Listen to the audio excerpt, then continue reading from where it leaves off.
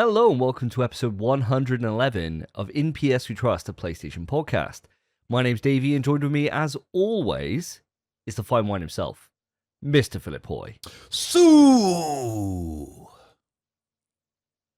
I get that reference. I like that. I like that a lot. And the boy wonder himself, Spencer Davis. Yo. You threw loads of hand signals, forgetting we're on like a podcast, you know. Yeah, well, that was just for you boys, wasn't it? The yo was for the listeners. Oh, I appreciate that. I'm sure they appreciate that. Well, listeners, it is the end of an era. It is my last time, potentially, as the king of this podcast, because today is, of course, the big quiz. And you might think to yourself, oh no.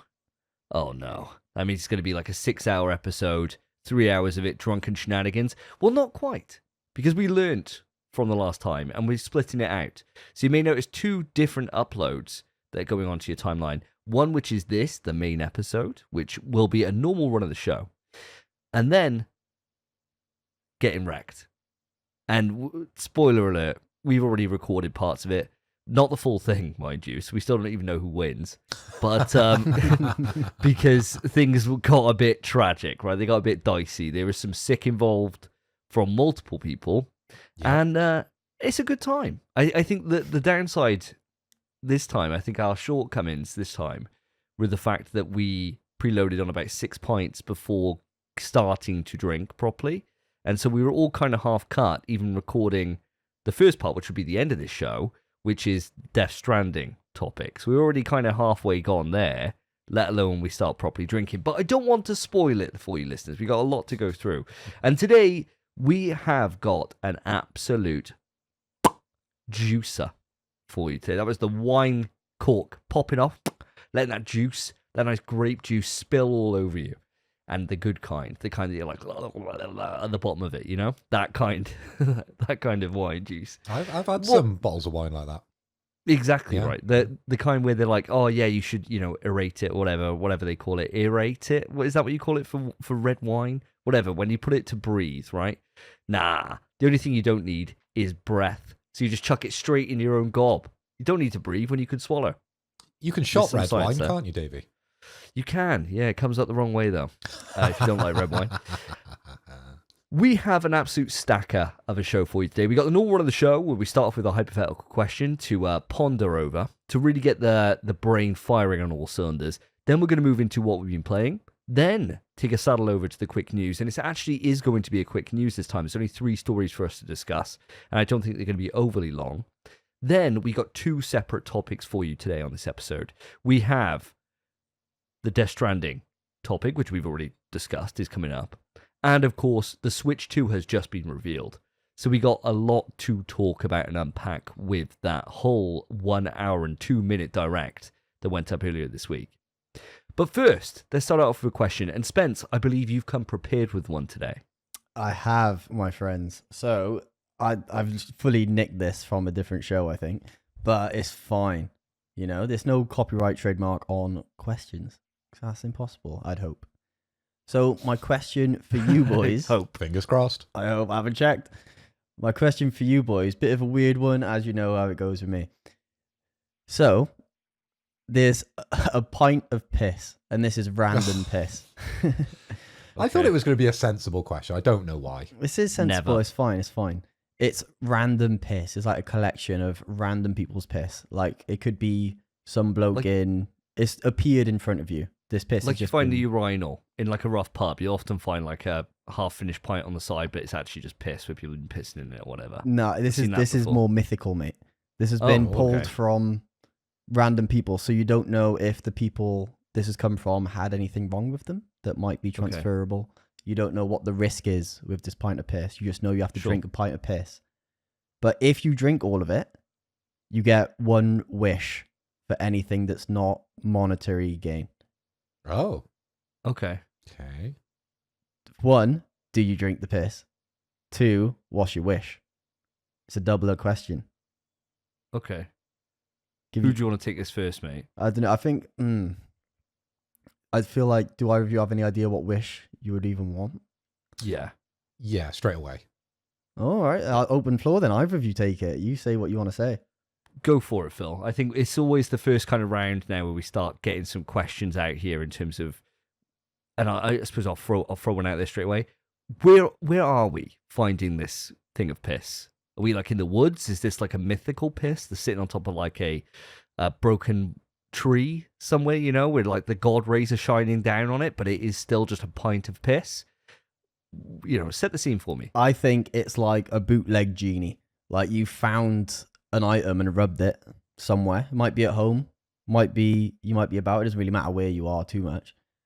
But you found an item, rubbed it, and a genie's come out, and he said, "Whoa, I'm not like normal genies. It's only one wish, can't be for money, and you've got to drink this piss first." And it's like, so the genie kind of hands you the piss. Yeah. The genie conjures the piss and then describes to you like where it's come from. He's like, "This has come from freaking anywhere." Okay. So just found it, mate. Yeah, just found this it.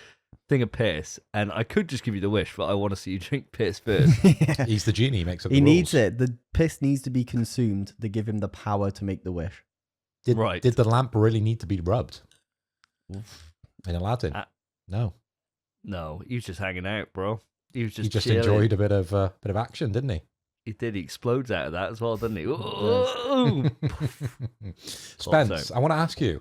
Normally, when you find a genie, you've been on a mission. You've gone through a battle, maybe an internal battle, maybe an external battle. You've been through some kind of journey. Can you describe what journey we've been through to find this genie that is challenging us to drink said piss? Sure, the journey is going to be a basic one, mate. You've gone to a garage sale. That's what you've done. You're not in dire straits. You're living your exact life to where you are now, and you've seen a garage sale on Facebook, and you think, "I'll check that out." You go there, and you find this dirty old lamp. You think, "Oh, that could do with a bit of a clean," but that'd go numbers on eBay. So you give it a little hand polish, looking for an insignia or something to see if it's of any value. And when you give it that wipe, here he comes, big, small genie. Let's say small genie, because he can't be a big one. He's not got the powers. There's a small genie with the capacity to grant one wish, should you drink the piss. Okay, and can the wish be related to the piss? Hence, if I drink the piss, could the wish be to cure me of any illnesses that are caused by the piss? So then I'm just drinking the piss for a bit of fun. Yeah, I mean, you can, but I don't know. I feel like that's a waste of a wish. Because you could also just wish to be impervious to anything. Then that fixes that problem, and you get something after the fact, don't you? I'm pretty happy in life, though. I don't want for much, and I like a laugh, so I might just do it. If I've gone to Facebook, and I don't have Facebook, so I'm probably on Davey's Facebook, looking around, liking things as I do when he leaves his phone on the side, and he gets a lot of strange messages after that, don't you, Davey, off different people? Have you been liking that? Oh, that's a bit different for you, but lo and behold, it's been me. Unlucky. Funny. Well, the crazy thing is that what you guys were saying about, right, where you were saying like your wish would be to like cure the ailments. That's exactly where my mind was going the moment this started, in terms of, well, I'm just wishing for like either immortality, like elf style immortality. So like elves don't feel the cold, they don't get ill, they can't really get sick. Things like that, right? That doesn't happen to them. The only way they die is from being stabbed or something, right? Like, that's it. Nothing else, or drowning, I guess, that would do it. Dragons? Yeah. Dragons get elves a lot, don't they? Yeah. And there's a lot more dragons when you're an elf. There is that. You've noticed that? Yeah. Yeah. I've noticed that. There's a lot of crossover in there between those. And a lot more gold and like treasures and potions and things like that. So you're opening the realm of, being in a fantasy world. But you'd still be as fragile as, other than like being impervious to weather conditions. If you trip off a curb wrong, you could still die. Of course you could, yeah. But you'd essentially be immortal, as long as you don't trip, have something happen to you. So you could still, like you say, get in a car crash and it's game over, right? Regardless. But like, I've so far survived for 36 years on this planet without really any injury. He's an elf. I'm saying, if I keep on this streak, I could potentially go forever, right? And it's not until World War III breaks out that then I might be thinking to myself, maybe I should have wished for something different here, rather than this, because I'm not impervious to bullets. So I was thinking, do I wish for that, or do I wish just for full-on invincibility, which essentially just means that you are impervious to all damage? And sure, I might then live a normal mortal life and die at the end of my road, but that entire time, it's a good one. Nothing can ever hurt me, including that piss. And I'm thinking that's what I'm going to go for, I think. I think I'm going to go for that. I think I'm going to go for the full, indestructible. I'm just indestructible. Wouldn't you get bored, with being indestructible? Eventually. It's got to happen to you, hasn't it? Because some people like pain. Bro, I'd just be throwing... They like the risk. So true.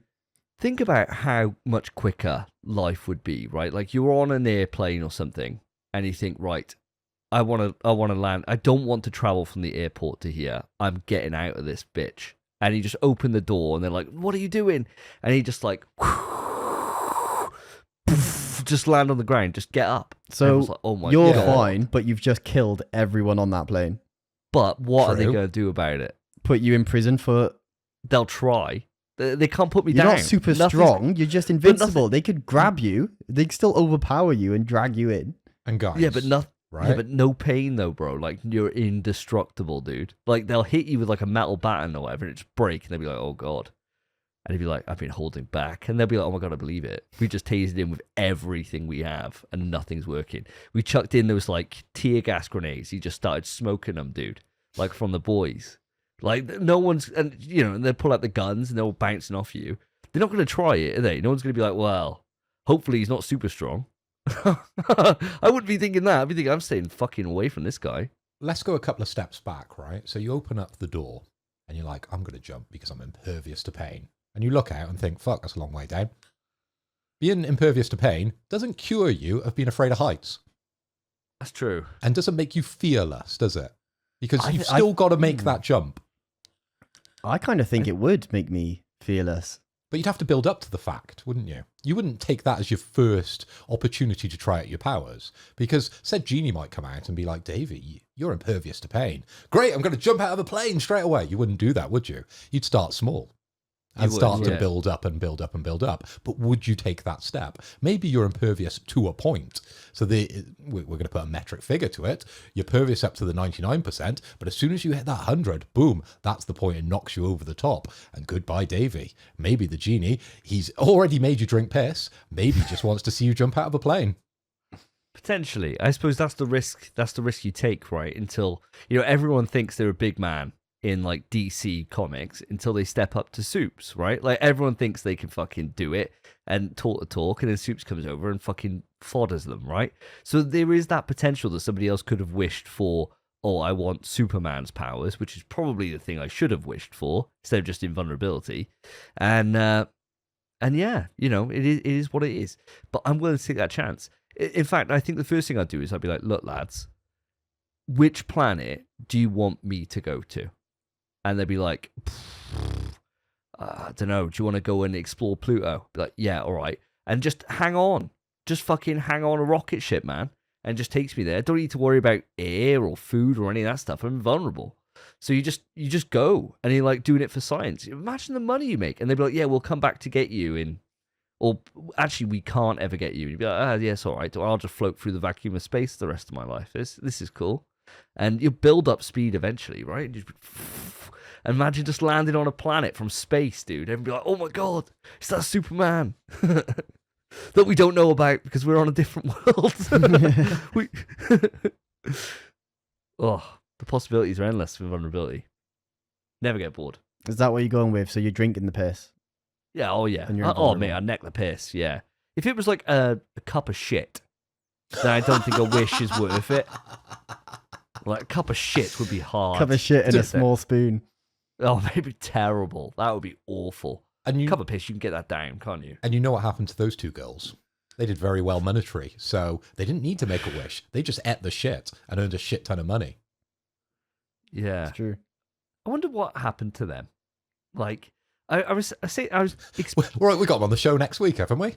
Oh, that'd be so sick. Two girls, one cup. When I was chatting about this to Karen's daughter, Carly, 16, right? She's in school. And I was like, and she was talking about all these like videos that go around school all the time. And I was like, have you ever heard of 2 Girls, 1 Cup? That's and mad she was to like, say to a kid. She was like, Mad. no. And I'm like, oh, it's dead from school. I was like, don't search it. You know she's gonna. She's like, oh.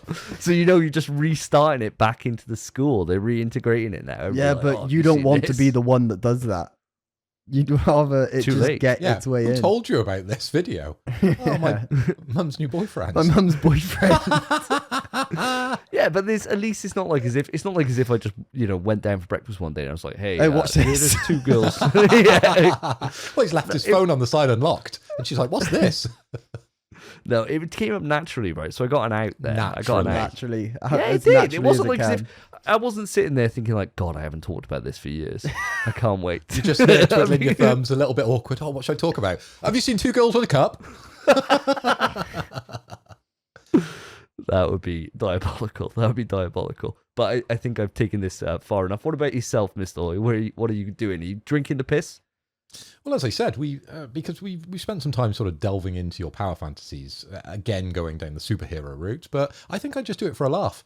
If I see a genie and he challenges me to do that, like I could just be pissed up, and it might just be Spencer as the genie, and I might just do it, right, just for a laugh. And if I think I can get away with, not having any illnesses based on drinking the piss, yeah, I'd probably just do it for the laugh. I've drunken much worse. I've drunken raki, absinthe. I've been a hell of a sick in the past from alcohol. I think I could take a pint of piss, no problem at all. Well, you just say keep the wish, mate. Keep the wish. Yeah, keep the wish. That's Keep the wish. nuts. Yeah. Just sink it, smash it on the ground. An all-powerful Genie. wish, and you're like, As I said, I'm pretty happy. I've got most things. That's crazy. I don't need to be super strong or, impervious so I can jump out of planes. Quite like a normal life. Day to day, I'm pretty happy. You say this until you get in a car crash, and then you'll wish. And I'll go, why didn't I wish for to be invincible? Jesus. Yes. I've drunken piss for nothing. When you're in the bank robbery, and it's all kicking off around you, and Laura looks at you like, are you going to step up and do something? And you're thinking, I didn't take that fucking wish. What, Mr. honey. Piss Breath? That'll scare him off. It's that guy. He's fearless, this guy. He threw away his wish. Do you hear him? I wish for a gun, and that's why I'm in this bank. Yeah, if you think about it, it could almost work in my favour that I've thrown away the wish. Because everybody going, he's a madhead, this guy. He's thrown it away. You don't know what he's going to be doing. Where's he going to go? Yeah, be famous because of that. I'd make loads of money. So it's indirect money that I'm making off it, because I'd probably become a viral superstar. Yeah, you probably get like, and that would become my thing, drinking piss. I'll be on this morning. I'll be sat down on the one show. Naga Monchetti will introduce me. So Phil, what are we up to today? Well, Naga, I've got a pint of piss. Do you want to see this? What are you going to give me? And then, it goes to the highest bidder. Well, Bear Grylls did very well off it, didn't he? Indeed. Oh, any massively, excuse to drink his own piss or whatever, or drink. I think on one of them he takes like elephant shit and he's like over his mouth like draining the water off it. In a survival situation, this might be the only thing that gets you out alive. It's not tasty, but it does the job. That's another one of those videos he's showing. Yeah. Why are they all related to shit? It's quite an interesting thing, isn't it? Something we all do, and something that should go nowhere near a mouth. Works phone? No. Okay. Good. Personal. Good. Personal. Just personal. You got to have a burner for that type of content. You do. Incognito. I'm sure Incognito that's completely safe. What about yourself, Spence? What are you doing? For me, I'm very much gonna make a wish. I'm not drinking it for nout. That's insane. I'm basically doing the same. I'm gonna drink the piss and then wish to be invincible, but not exactly the same. Invincible the bloke. I want to be a Viltrumite. Oh, okay. Because then you're Superman, but without the X-ray vision, super hearing, and relying on the sun. Yeah. Instead, you're just powerful no matter where you are. You don't live as long as Superman. It's still like potentially tens of thousands of years, but it's not as daft. You can kill yourself. You are strong enough to just die. You can still die to something strong enough, but you get the benefits of being a Viltrumite: flight, speed, power, and Viltrumite cells are more or less impervious to everything. So that piss ain't touching me. It's a really good one. It does make me wonder why I didn't just wish to be a Kryptonian. Yeah. You know? Because, I mean, you know, piss isn't Superman's weakness, is it? Unless that piss, the genie's like, everyone wishes to be a fucking Kryptonian. This piss is everyone's eaten just shit loads of kryptonite. Yeah. Yeah. He's like already 10 steps you. ahead. Yeah, he is. So when you wish for the Viltrumite, he's like, fuck. Yeah. Yeah, fuck's sake. That's class. Yeah, there's nothing that beats Viltrumites, really. So, Yeah, no real weakness, is there? Other than just their own weakness if they go up against something strong, right? Yeah, there's like Don't- weapons that can kill them, but there's no like disease or there's no just blaring rock that makes you weak. Yeah. Wouldn't you miss the heat vision, though? I know you'd never have had it, but that's the thing I'd want, is the heat vision. The heat over the flying and super speed? Mate, do you know how expensive gas is? Are you nuts? You could save, mate, you're living at home still. You don't understand. Like, putting on the gas is a real, you got to think about it these days. So if I could be like, well, I got to heat these beans up, don't want to use the electric, and I don't want to use the gas. You could just stare at it for a second or two, and next thing you know, hot beans. And when you're out in the winter, just fucking, I need to heat my gloves up a little bit. Let me just... Yeah, you're going to do that. Heat your gloves up, your gloves are gone. Yeah, they're completely obliterated. I think, to be fair, actually, I think it might be better to have Atom Eve's powers, if you could, from the Wish. To make stuff, yeah. She can just change molecules into whatever she wants. And I don't want to spoil anything. Have you seen Invincible, Phil? I haven't seen Invincible, but surely you want to be Mr. Fantastic's son if you want to be able to ultimately be super powerful, because he's the most powerful person in Marvel. Am I correct? Yeah, there, Davey? Franklin. That's it. Well, he's up there. Yeah. Don't know if he's the most powerful. Well, he can but he's definitely recreate up there. galaxies and dimensions, right? Yeah, he's a reality warper. All so he's this nuts level. Bollocks about, heating up my gloves. None of that will matter if I'm on that sort of level, but I've chosen just to drink the piss. Yeah. I wouldn't want that level of responsibility to be able to create galaxies. Fuck that. I want something to just benefit me now. Fair. That's it. I think you've definitely chosen the right option. I think out of all of us, like mine's better. Anything's better than Phil's. But money, a little bit of fame.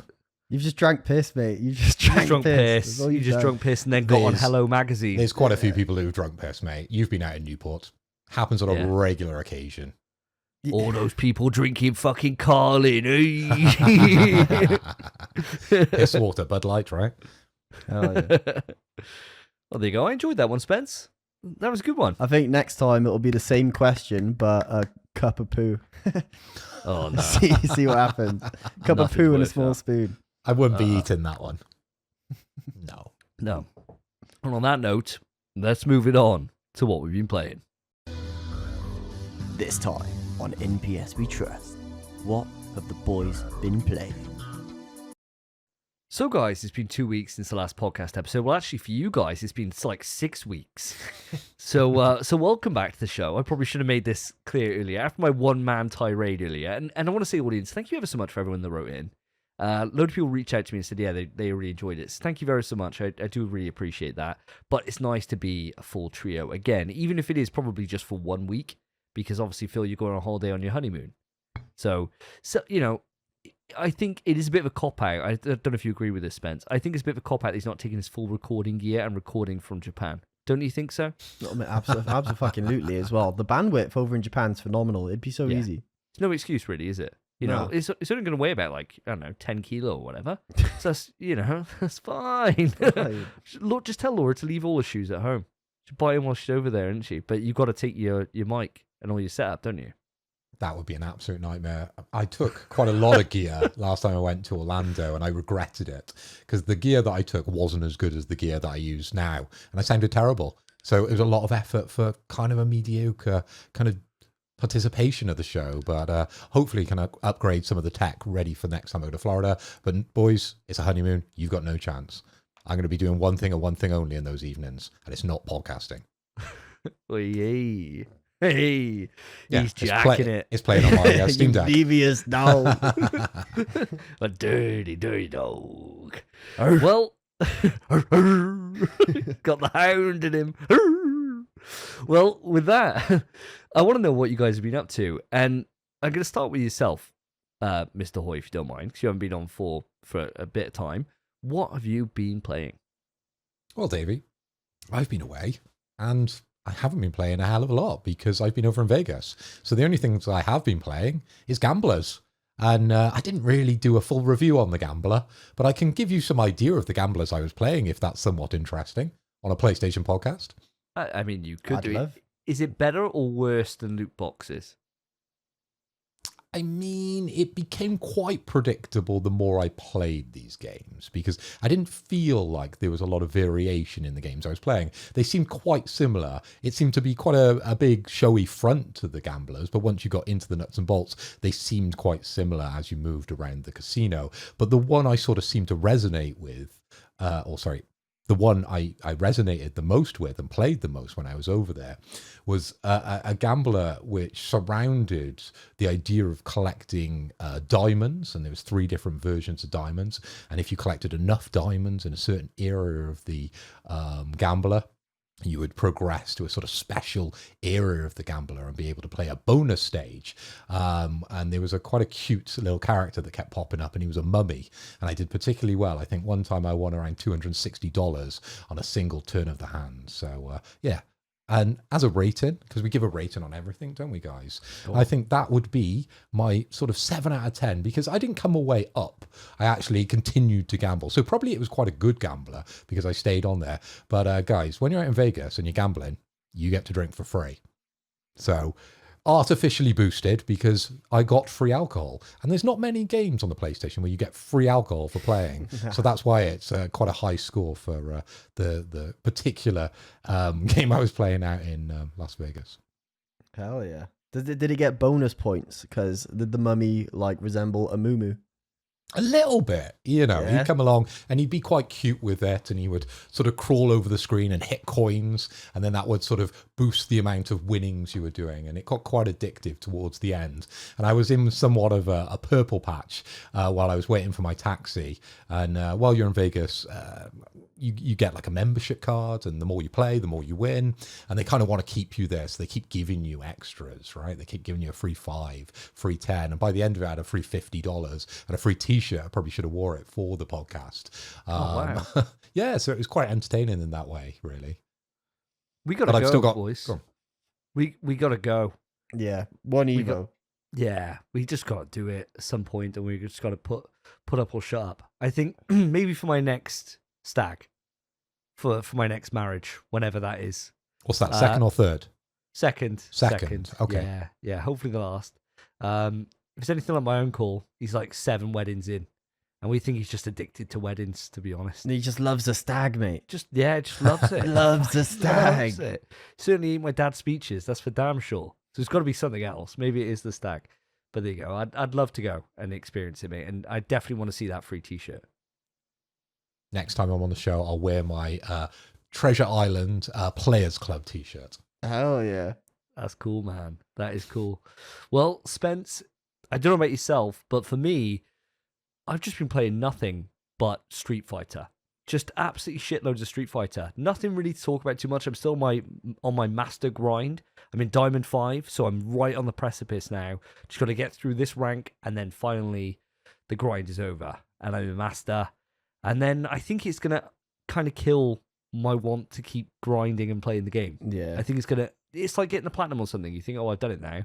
Kind of gets uninstalled. I got a feeling that's going to happen, but I've been really enjoying the steady improvement that I've been seeing in my game, even if I'm flying up and down that scoreboard like no one's fucking business because of the nights I've been having.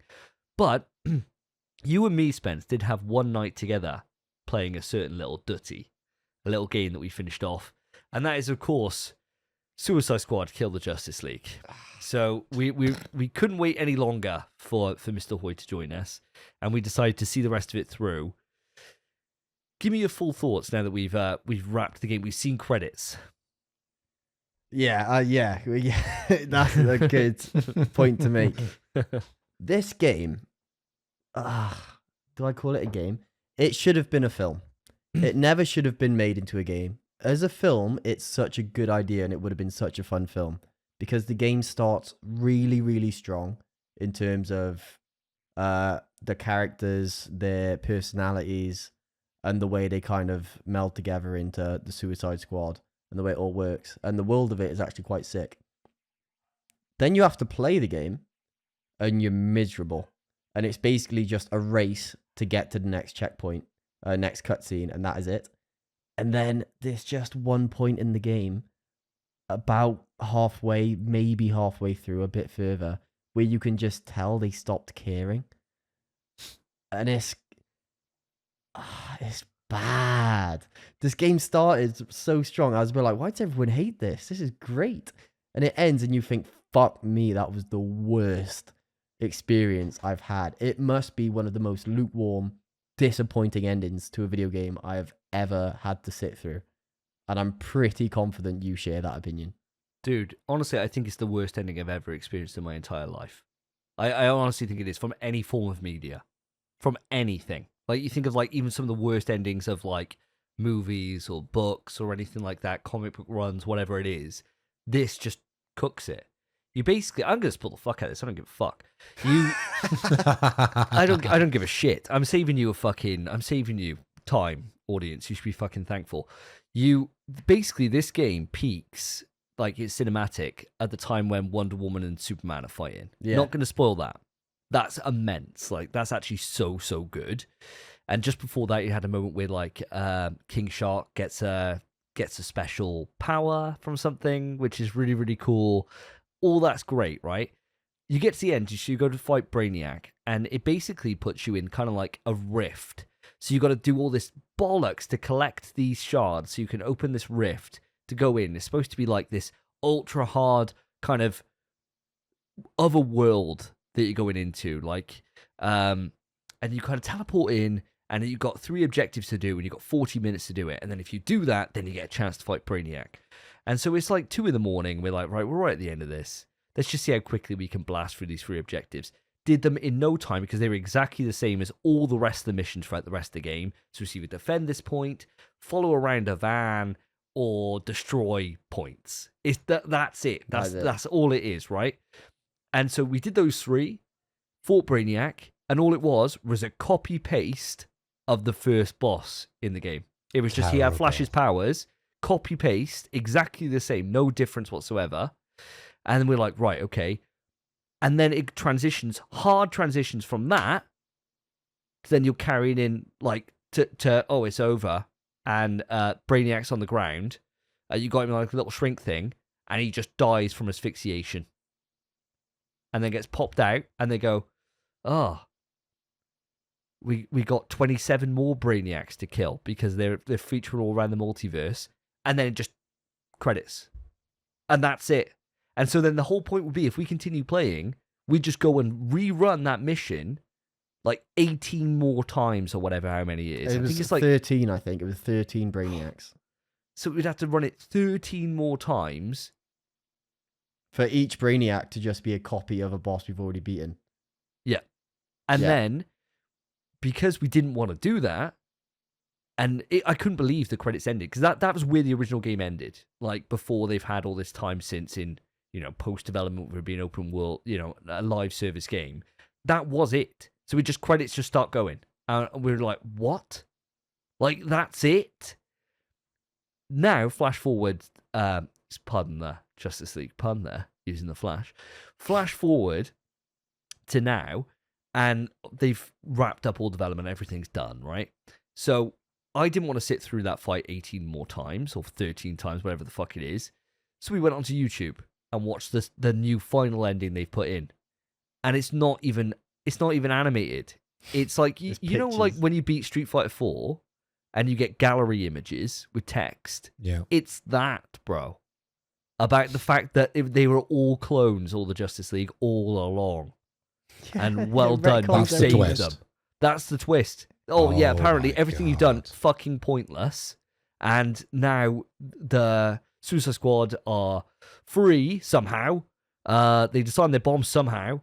And now they're off around the multiverse. To do what? Don't know. But everything you've done, totally undone. except for what happens to Wonder Woman. Spoiler, she's fucking dead.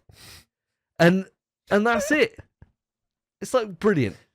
Cool. So Wonder Woman's dead and everything goes back to normal. Great. Do you want to talk about Superman's death as well? Oh, fucking... Mate, you can take this. Superman. The Superman fight is so after Wonder Woman and Superman were fighting, you chase Superman, chase him down, you get to the boss fight. It's literally just shoot him a lot because you've been given gold kryptonite. That means now your bullets work. And then after shooting him, he just falls to the ground and they all go, he's dead. Cuts away. Cuts away. They're like, oh my God, we did it. And then they don't even show Superman again. If that was me, that's Superman on the ground, I'd be making sure he's dead. They're just like, oh, we did it. And then it cuts to Brainiac. Just cuts. Superman was barely in the game. And that's Superman. It's wild, especially where you see him when he turns up. The first time he turns up, he's such a threat. Yeah. And it's like, you're like, oh my God. And when he's fighting Wonder Woman, and you're like, oh my God. Like, how the fuck are we going to stand up to him? Like, he should be the standout fight. Flash got way more on his death, where he was like lying on the ground chatting or whatever. You will never get away with this, blah, blah, blah, blah. Like all this before they shoot him and all this. Supes, as you said, it does just hard cut away, doesn't it? And we're like, what? Awful. It should be. You should fight Brainiac and kill him. And then after, Superman is still under his control, like a remnant of his power or something, and he is the final boss. Yeah. Supes should always be the final boss. Also, Wonder Woman, put the kryptonite in a sword. You dumb fucking bitch. What's she doing, bro? She puts it in her shield. The only thing she does in the fight, which works against Superman, is she rubs her shield on him, because that's where she's put the kryptonite. She has to just rub her shield on him when she has a sword. It makes no sense. Even Captain Boomerang, like the dumbest character, is like, put it on your sword, love. And she's like, nah, I've done it on my shield now. Brilliant. This should be good. Oh, I'd spoil it, but then she do it. It'd spoil the Wonder Woman Superman fight a bit. Oh, fuck it. Who cares? Fuck it. All right. And then she takes the kryptonite out of her shield and stabs him with it. So she may as well have just put it in a sword. Why is it not in the sword? And then you're thinking, oh, fuck, that's it for Supes. He's game over, right? He's got a fucking kryptonite embedded in his chest. Massive kryptonite chunk in his chest. And then he's like, no, he's fine. And he's fine because Brainiac's influence has somehow changed his DNA. I think, okay. But this gold kryptonite that we're shooting out of a gun, that's gonna really fuck him up. It makes no sense. Especially the fact that this is an evil, unhinged Superman who could end them all like that. Who's also faster than bullets. And yet it takes 2,000 to freaking drop him. And he's just like, yeah, that's fine. Yeah. Like, why didn't he just come in and just fucking... gone, bro. Like, one flick, dude. Can you imagine? But no. It was just terrible. It was absolutely terrible. From that moment, from that Superman fight, we should have known that it wasn't gonna recover. It was honestly like, I think you've just bang on, Spence. I think they spent all this development time, and they were like, they had that first, I don't know, 2/3 of the game done. And they're like, yeah, this is perfect. And then they're like, right, we just got to work on this final third now, really get this all fleshed out. And then, Warner Bros. Come around. Get it out. Excuse me, lads. Do you mind making this a live service game instead? They're like, what? Fuck. Well, we got all the rest of this kind of all done. It's going to take us ages to do that. Like, yeah, we'll give you another year. Don't worry about it. Yeah, you're fine. They delay it. And then all that time they could have been spending on the end, making that end sick and making it really good, they then had to just fucking rush through it. Do we have time to make a cool Superman death? No. Just fucking hard cut. No one would know. It's the worst, man. So I suppose it comes that time. What's your final rating on this? The issue is the start of the game and the cutscenes for like the first half are actually really fucking good. Yeah. The first half of the game, I'd give like an 8. Oh, in terms of for cutscenes. If like it should be a movie. It should be a movie rather than a game. In terms of gameplay, it's fucking 1. at best, a 1 or a 2. It's not a 0 because there is gameplay there. It's just shit. Yeah, it's bad. Yeah. So a total score, I'm gonna give it like a fucking 4 or a 3. I think 4 is a bit high, like a 3.2. Yeah, I was thinking of going for a 4, just because the start of that game maybe being a 6. Right? If you incorporate gameplay into it as well, you'd probably say, okay, well, up until that Superman fight, I'll probably give it a 6 out of 10, maybe a 6.5. Right? If I'm being really generous, and then by the end of it, it's just like woo. So I'm gonna level it all out at a 4, and I think that's probably the safest place to put this. Terrible. It got genuine laughs out of us at the start. It was great. Genuinely laughing on call. Like, this is sick. And then by the end, those tears of laughter turned into tears of fucking regret. Yeah. Despair. Fuck's sake. Diabolical. Yeah. Any questions on this game at all, Phil, or are we happy to put it to bed? It sounds like we need to put it further than that. Bed. That seems as if you're going easy on it. You need to put it in the grave, boys. After that review, that's absolutely terrible. What was it? 4 out of 10. That bad. Yeah. Christ. And do we both feel and do we both agree? And I'm assuming this is your sort of answer, that the change to sort of live services caused the vast majority of these problems. If it was, a single player narrative game, you feel like it would have come out a lot higher. You can take this first, Spence. The gameplay's still arse, so I don't know. But the gameplay I feel would be different if it wasn't live service, because it wouldn't be so focused on upgrading your guns. Get a bat pod to upgrade your shit. Craft loot. Get the toy maker to freaking upgrade your shit. Get Ivy to bloody. Also, Ivy is supposed to be one of the baddest characters in DC ever. They made her a kid. What's that about? Wow. What is that about, bro? I was fuming. Pamela, mate. Pamela got done dirty, didn't she? Dirty. And she's a little bitch as well. Yeah, outrageous. Prick. Yeah, arsehole, that kid. Yeah, this game going to live service is 100% what put the nail in the coffin. I think this game had potential to actually be quite good if that didn't happen. Because the gameplay, I have to imagine, would be better, and the cutscenes 100% would be better. Especially the latter half. Yeah, 100% it's what killed it. Yeah, I completely agree. I think that when you had so many delays, and they were obviously just retooling it, and trying to make it into something that it wasn't, and all that did was just dilute what was there and ruin the possibility of them being able to really deliver on their premise. Because it could have been that, yeah, maybe it is a short, 10-hour experience or whatever, but you got the potential to play it through 4 separate times, with each different character if you wanted to, or whatever it is, right? Or just in co-op, that would have been fun. And no, it's just it just got completely just cut out. It's like legs were cut out while it was in mid sprint, and it's just diabolical. It just fell flat. It really, really did. And so with that sad news, we'll bring it on to something a little bit hopefully a bit better. Let's bring it on to the quick news. Quick news. Quick news. Welcome listeners, welcome viewers to the section of the show which we like to call the quick news. And this time, strangely, it's actually gonna be a quick news because we only have one section of news to talk about each. So that only means Spence has to do one impression. And we're only going to be doing one impression for the foreseeable future because, of course, we got the big quiz later where we will be bringing a new stipulation, having crowned a new king during the end of this show. So look out. Quick news next time round is going to be vastly different, and I'm not going to be included because I'm away. So I'll be listening, guys, to find out what that stipulation will be. But for this time round, Spence, you've got one more impression to do. All right.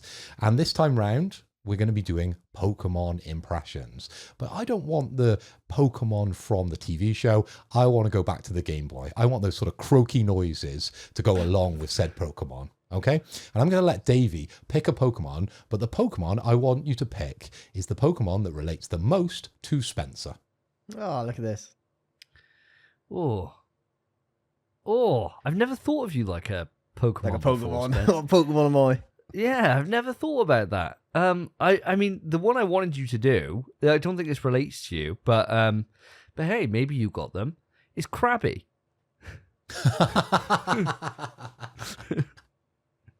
I don't have them. Thank you very much. Crabby boy. I don't have them, but is that the one I'm doing then? Yeah. Yes, please. Yeah. Hell yeah. I suppose I don't have crabs, but I would sort you out like a crab would. You know what I'm saying? The crab lady, bro. Yeah, oh, mate. Oh, dear God. I reckon the crab. For one, when he says his name, he's just like Krabby. He kind of sounds like that when he does this. But in the game, I'd have to imagine he'd be like. Oh, he's going hard. There we are. Quick news.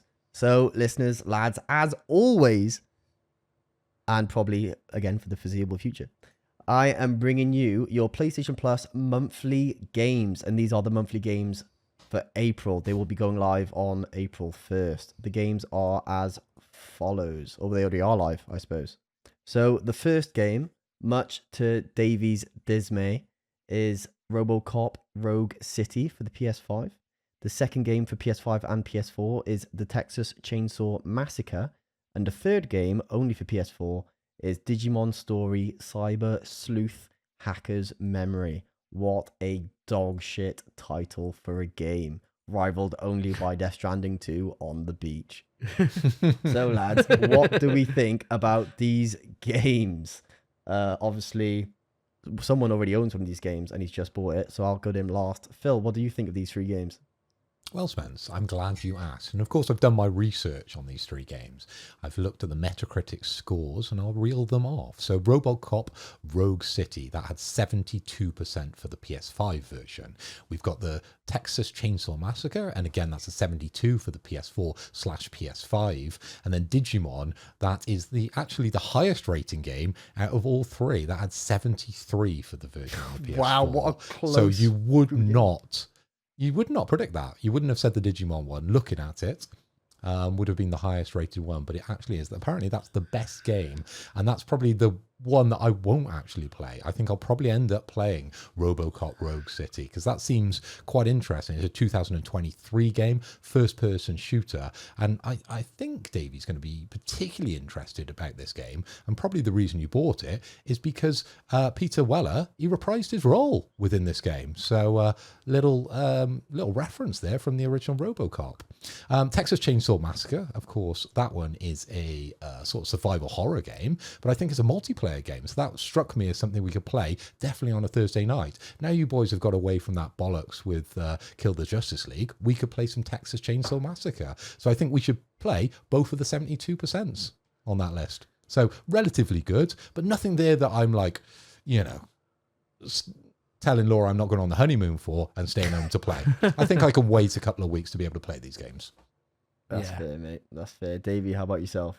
Yeah, I gotta say, RoboCop Rogue City, you guys are in for a treat. I'm still very early onto it because I've been on the Street Fighter grind, but it's fucking class. Especially, what I would recommend, especially if you guys haven't seen RoboCop for a long time, go back and watch RoboCop before you start playing this, just because you'll pick up on everything. All the kind of characters are back in there. They've all been like scanned in or whatever. They look great. It's got the theme tune blaring. It's just, if you're a fan of RoboCop, or if you've watched it recently, you'll pick up on fucking everything that game's putting out. It's like a proper love letter to it, and I'm really, really enjoying it. I thoroughly am enjoying it, and I'd recommend everyone check it out.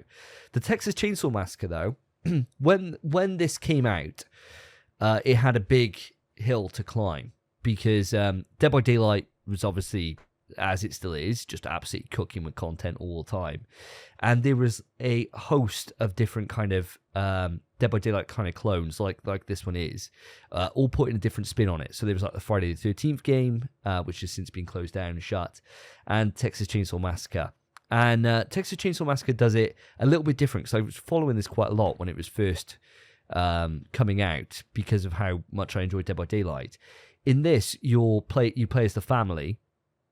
So you go in, there's like 4 killers all working together, with then I think it's like 4 survivors. So I think it's 4 on 4, but the survivors can do things to the killers. so they can fuck the killers over a little bit, and the killers have to work together as a team, and so do the survivors. So it's a different take from Dead by Daylight, and there's loads of different ways to be able to get out of the house, and puzzles you can solve and things like that you can do. So I think this would be a fun one for us to dive in. I think we could actually have a good bit of fun with this, and we could try both sides, being killers and being survivors, and see how it compares. I think it's going to be a very different experience from Dead by Daylight. It's not, I don't think our skills of, evading and doing dukes and stuff are going to really pay off in this one, Spence. But you never know, right? You never know. But I'm up for experiencing that. In terms of fucking Digimon, you can get fucked, right? I'd rather shit in my own hands and clap than play a fucking Digimon game. Fuck that. So yeah, really happy for this month. I think two good games, and Digimon. Fair. As for me, I don't know. I don't have much affinity for RoboCop. Like, he's class, he's sick, and it's a sick idea. It's jokes, but I never watched it when I was a kid. I watched it, I don't know, I must have been like 14, 15 when I watched it, and it didn't stick with me as much. Ooh, I think you'd appreciate it a bit more now. Yeah, I probably the satire you'd pick up a lot more on now. Yeah, I've changed quite a lot. I like a lot of older movies now, so yeah, maybe I would. Might rewatch it, and if I do, then I'll play the game. I've got no interest in the game until I watch the film again. Texas Chainsaw Massacre, I've seen a few videos on as well, so it's, I don't know if it's for killers per se. It's like you play as the family, but I think it's one person controlling all of them. Oh, really? Either that or it's like two people, because I know that the one bloke is just sitting in a chair, and you can go up, and if he hears you, he'll wake up and chase you, but you can drug him to keep him asleep and keep him docile. Okay, that sounds interesting. Yeah, you can proper fuck with the killers. You can proper get in their way. But I don't know if it's 4 players playing as the killers or 1 or 2. I'll tell you now if you like. I'll just give it a quick Google. So I've just Googled it. So it says that gameplay, players begin a match by taking on the role of either a family member or a victim, with a total of 3 family members and 4 victims being playable, for a total of 7 players per match. Oh, wow. There's 7 people. That's crazy. Yeah. We're set in one of 6 maps. After escaping their restraints, the victims must first escape the basement to reach various methods of escape. Victims can escape via one of the 4 exits, which are always present in every map. Family members, meanwhile, must track and kill the victims. If enough damage is dealt to a victim, then they are immediately killed and are removed from the match. Family members must also feed Grandpa, a stationary character who feeds on the blood of victims and blood buckets around the map. Yeah.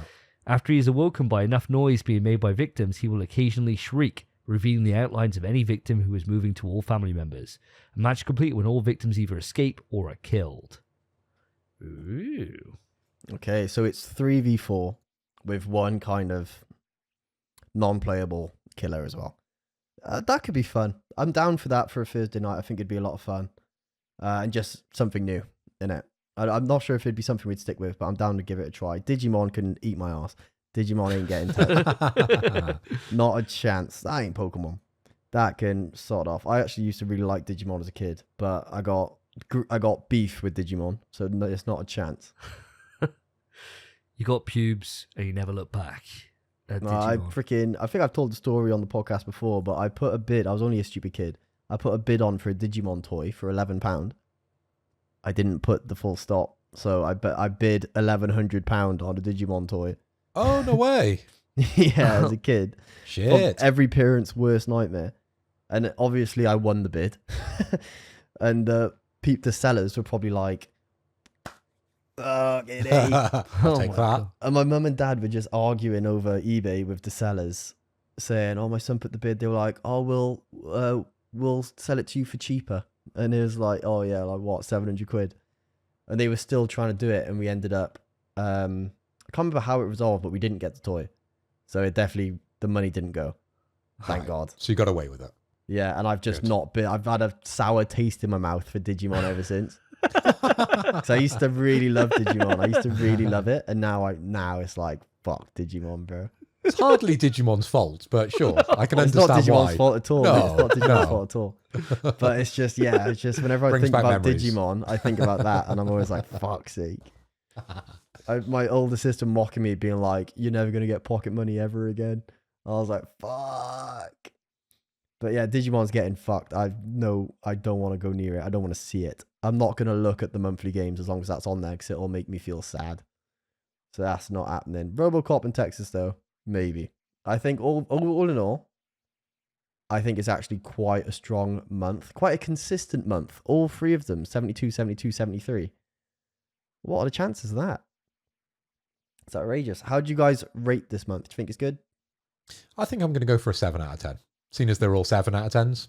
Yeah. I'm just going to stick with what the Metacritic tells me. 7 out of 10 for this month. As I said, there's a couple of games in there that I think we'll spend some time in. Is it life-changing? No. Is there anything that I probably would have played before given it for free? Definitely not. So a 7 out of 10. Fair. Yeah, I'd have to follow along the same lines. I think even though I got RoboCop, bought it for myself like last month, right, and then getting it for free, that stings.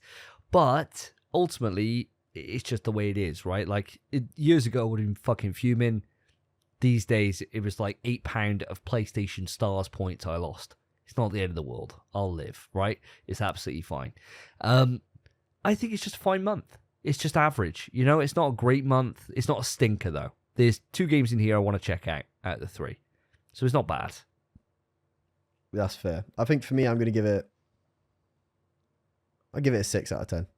I think I agree with you. 7 makes sense, but it's just not for me. Digimon put us out. That bumped the score down easy. And Texas, I've got DBD, so I don't need Texas, and I've no affinity for RoboCop. It's just not for me. But yeah, it's fine. A fine month.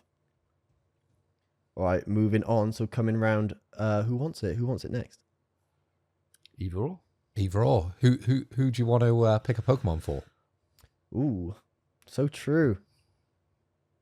I'm gonna pick Phil. I'll go for you. Okay. And I'll go for a baseline Pokemon, original 151. I'll give you. Good. I might know it. Yeah, exactly. I want to hear your best impression of Mew. Mew. I remind you of Mew, the 151st Pokemon. Hell yeah. Very cute Mew.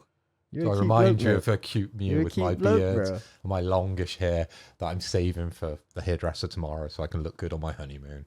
Everyone's saying that I'm going a bit ragged at the moment with this style, but if it reminds you of Mew, sure. So Mew is a very cute character. I would imagine quite high-pitched when you get Mew, but quite interesting. There's going to be some sort of specialty to the sound that comes from a Mew, doesn't it? So I'd imagine he's like Mew, Mew, Mew, with a bit of a crescendo at the end of the sound, I would imagine. I'm going to go for quick news. So, guys, the Portuguese superstar has announced as a playable character for Davey. Guess what? Fatal Fury City of the Wolves. Can you bloody believe it? Ronaldo is going to be in a fucking fighting game, and he'll be released on April 24th, 2025. So Ronaldo is going to be one of the 15 playable characters in this game, a Japanese game developed by the company SNK.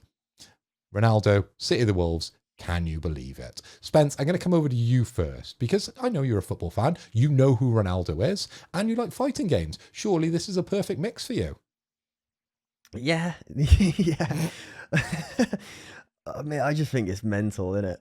It's wild. Ronaldo. He's the most followed person on Instagram, I believe. He's one of the biggest celebrities in the world. How much did they have to pay him? To be fair, he's got a kind of knack for doing random shit. I remember seeing him in an advert for like this teeth. No, it was an exercise thing for your jaw. You put it in your mouth and then you do this and it flaps. And they got Ronaldo in the advert for it and he didn't even put it in his mouth. He just holds it and goes like that. And that's all he does. He's in the advert for 2 seconds. And I got to think they paid him a pretty penny for that. To be in a video game, mental. And it's just, to be fair as well, looking at the trailer, he looks quite sick. He looks really good. I might be playing Ronaldo, boys. It's Crazy. I think it's sick. I think it's crazy news, man. It wouldn't be the first video game he's in, though, of course. What, FIFA? Yeah, he's been in quite a few FIFAs, hasn't he? And I'm sure he'll be in every FIFA sort of moving forward. I can't imagine a FIFA game without Ronaldo. Yeah, it's not quite the same. But yeah, I agree with you. Yeah.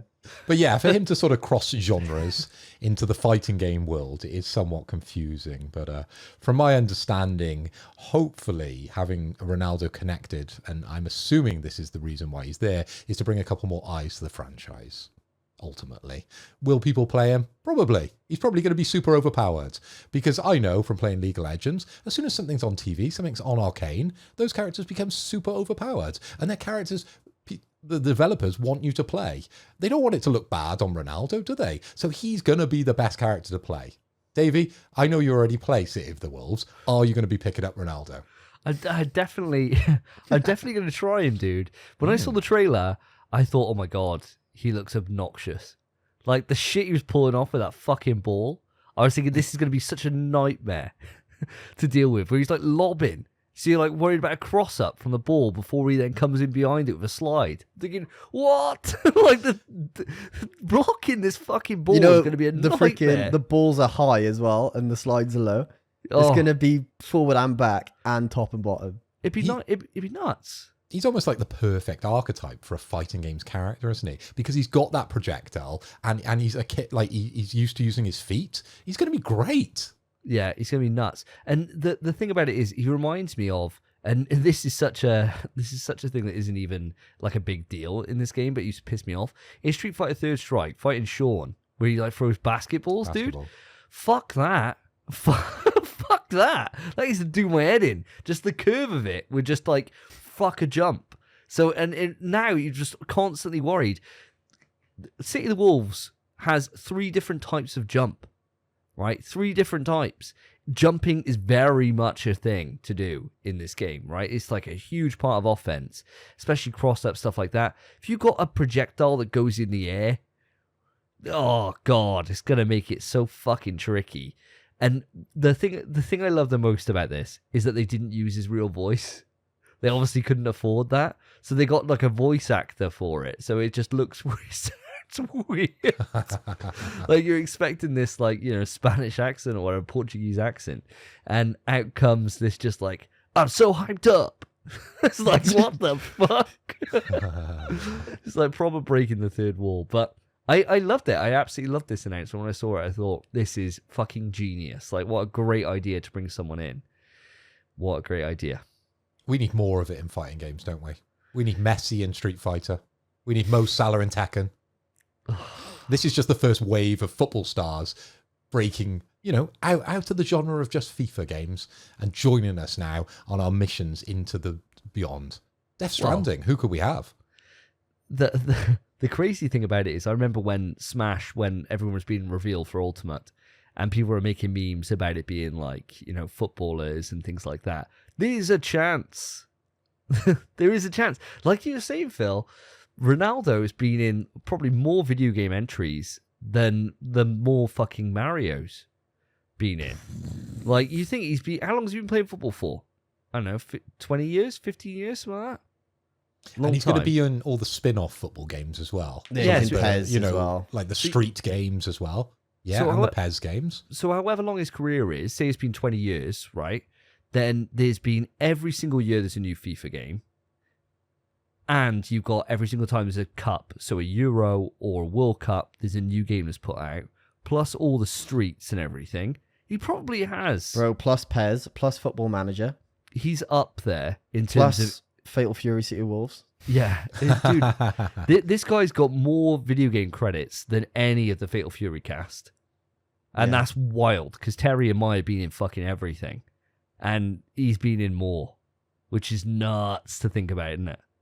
Like, it might be comparable to Mario. It might be. It's nuts. Yeah. It's not. That sounds like a big quiz question for the next quiz. Who's been in more video games, Mario or Ronaldo?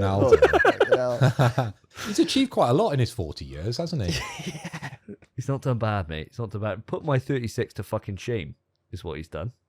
But here, maybe I wasn't given the right opportunities as a child. Or maybe it's the fact that I can barely kick a ball. Yeah, one of the two. But you've got another bit of breaking news with these announcements, don't you, Phil?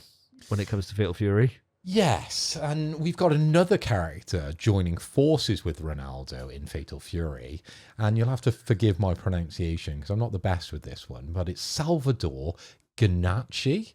Now, this might be ringing some bells for certain people because they might be into the DJ culture. I believe this guy is Italian, would be my guess. But God knows who this person is. And I think the vast majority of people in Twitterland didn't know who this character is either, or who this person is either.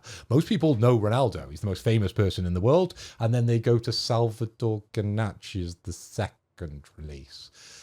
Yeah, we know where they spent their money, in Ronaldo, and that would be the character I'll be playing. So I don't know if you guys have checked out the release video for Salvador Ganacci. Spence, what do you think? It arcs back to that genie question we had at the start, doesn't it?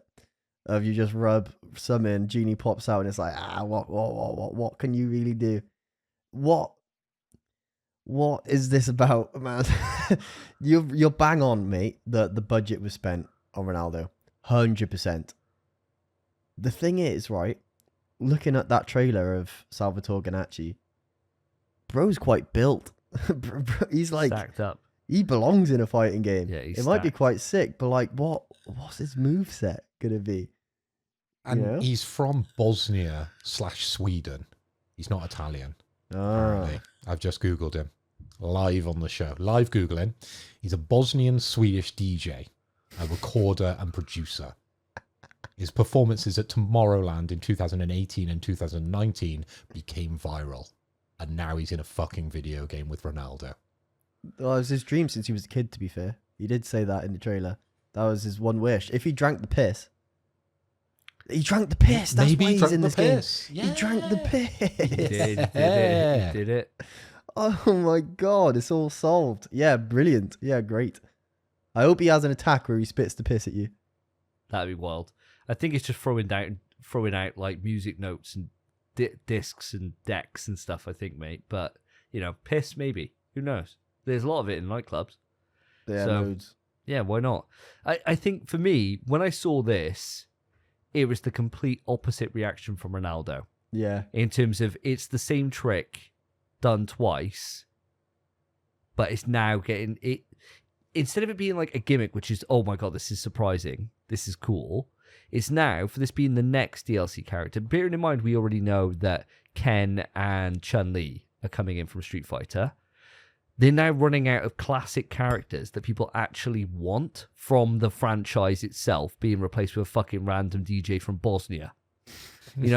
People want, and people listen to podcasts probably don't even know who these characters are, but there's a character called like Duck King, right? That people wanted back in Fatal Fury game for a long time. Fan favorite character. He appears in the background of one of the stages from the beta.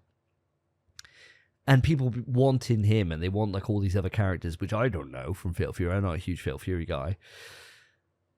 And then to see this and get some kind of like B-rate celebrity, and apologies, it could just be my own ignorance of the DJ scene, right? Like if it was a metalhead guy, it was the singer of Partway Drive, whatever, I'd be like, oh, fucking girl, this is sick. But, it just is what it is, right? I don't know who this guy is.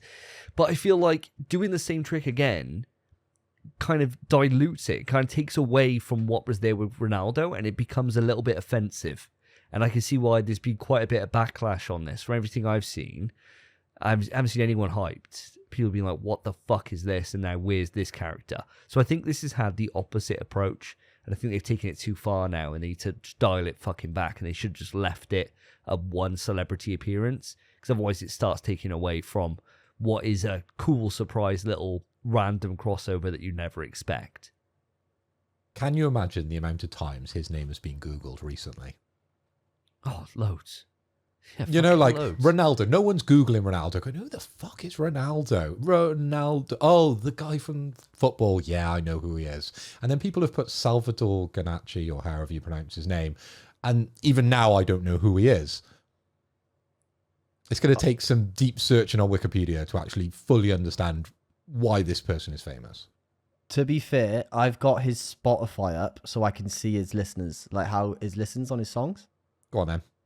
His number one song, this is just popular at the minute, but 19 million, 20 million, 23 mil, 14 mil, 14 mil, 14 mil, 3 mil, 2 mil, 26 mil, and another 20 mil. That's his top 10 songs. What's his monthly listeners? 572.3 thousand. Pretty good. Not Pretty huge. good. Not huge, but not bad. I tell you what, Bosnia, they must be popping off. Can you imagine being in Bosnia or Sweden, and you're like, holy fuck. His picture is him with his leg all the way up to his head. Oh, dude. Ronaldo could do that too. That's definitely a move in the game where he stamps on you. That's Ryu's kick that you do before you DP level 3. That's it, mate, yeah. That's crazy. It could be. But am I alone in thinking that this announcement for this guy is kind of taking some of the shine off the Ronaldo announcement, and you can see why people are a bit sour on this one? Over to yourself, Mr. Hoy. I think people were probably a bit sour about the Ronaldo one, especially the actual dedicated fans of Fatal Fury, because there's going to be other characters within that series that people want to see, and now we're just getting a cheap kind of buy-in to a person that obviously is never going to play this game, didn't voice it, and probably will never even know about this game. It's something probably just his management set up for an extra couple of quid. Not that he needs it, because he was on 200 million a year last year. Shit, is that how much he was on last year? Correct. I reckon this is something like what we did before with Nicolas Cage in DBD. I reckon this is one of the things where he's a fan of the franchise and he's asked to be in it. Potentially. Yeah, potentially, maybe. It could well be, right? And it could be... His trailer seems to lead you that way. Yeah. You know? Yeah, it could well be, right? And it could be that this is just one of those things that it just kind of worked out, and they thought, fuck, can we get someone else? And they were like, fuck, Cristiano Ronaldo. Yeah. It could well be, right? But even so, I don't care. Like, I don't care about this guy, and it to me, it's just a waste of a slot for something that could be fucking cool. You know, like, they could have anyone, like, taking out fucking Clive Rosfield from fucking Final Fantasy 16. Like, anything can happen in these games, and to have some random DJ from Bosnia just fucking pisses me off. It just gets me angry, and I'm not even sure why. Because I'm not going to play him anyway. But... yeah. You have to fight against him, though. You might have to fight against him, and he might be like, fucking Salvatore. What if he's top tier? Yeah. He could be. He could be. You'll have to play him then. Top 2, Ronaldo and Salvatore in the fucking Fatal Fury City of the Wolves. Be wild. They might just be trying to, like, get the top of everything. So he's, like, might be the number 1 DJ right now. Ronaldo's top of his fucking game in football. They might get Tiger Woods in next. And then Ainsley Harriott, best chef in the world. Best chef, you know? They could go for everything. Full trifecta. Ainsley Harriott, a pop-off. Yeah, it'd be sick. Yeah. He'd have that tongue, mate. A spicy He'd meat. be giving you a little bit of this. Ooh, boy.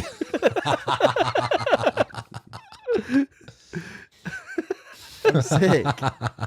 Yeah, he'd write himself. And he'd definitely do the voices as well. He'd be class. He would. Like, he's doing him nothing getting else. in. I'll tell you who else. Out. I'll tell you who else I'd enjoy being in here, and be Mr. Blobby. That'd be a proper throwback, and it'd cost nothing to get in, I reckon. Blobby, Blobby, Blobby. And it'd be so annoying to fight. You know, it'd be a fucker, Mr. Blobby. He was always such a menace, dude. As well, mate. He's like, is how he sounds. It'd be horrific, mate. Yeah.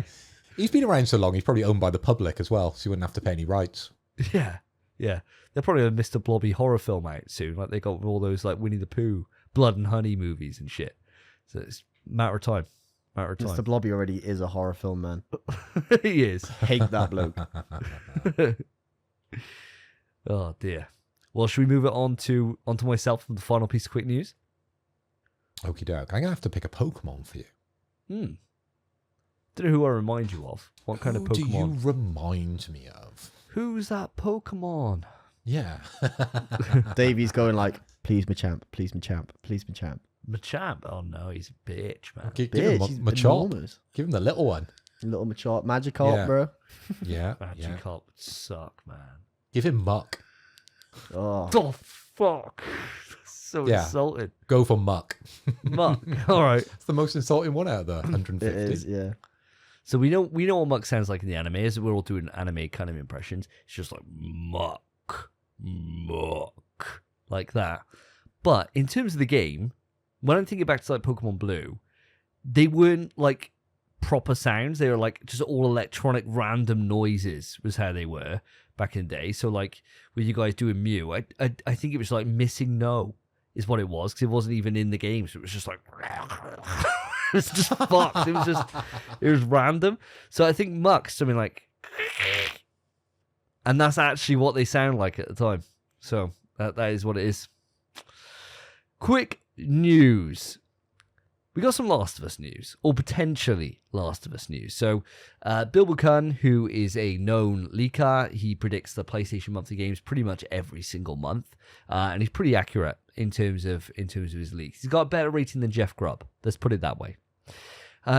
According to him, Sony is set to have a new Last of Us PS5 release. It's happening apparently in the next 2 months, but they're not sure what it is exactly.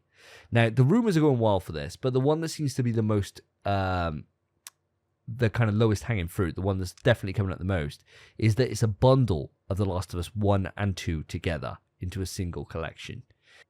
Does that get anyone remotely excited? And on the same level, do you think that's likely to actually be released, especially with the show coming out imminently now?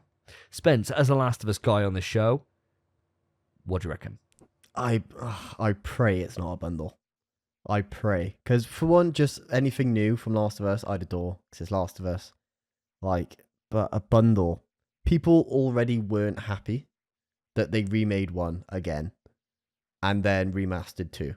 People already weren't happy about it. If they're just making, like, if they dare do an announcement post to say, oh, you can now buy both these games you're annoyed at the same time. I don't know.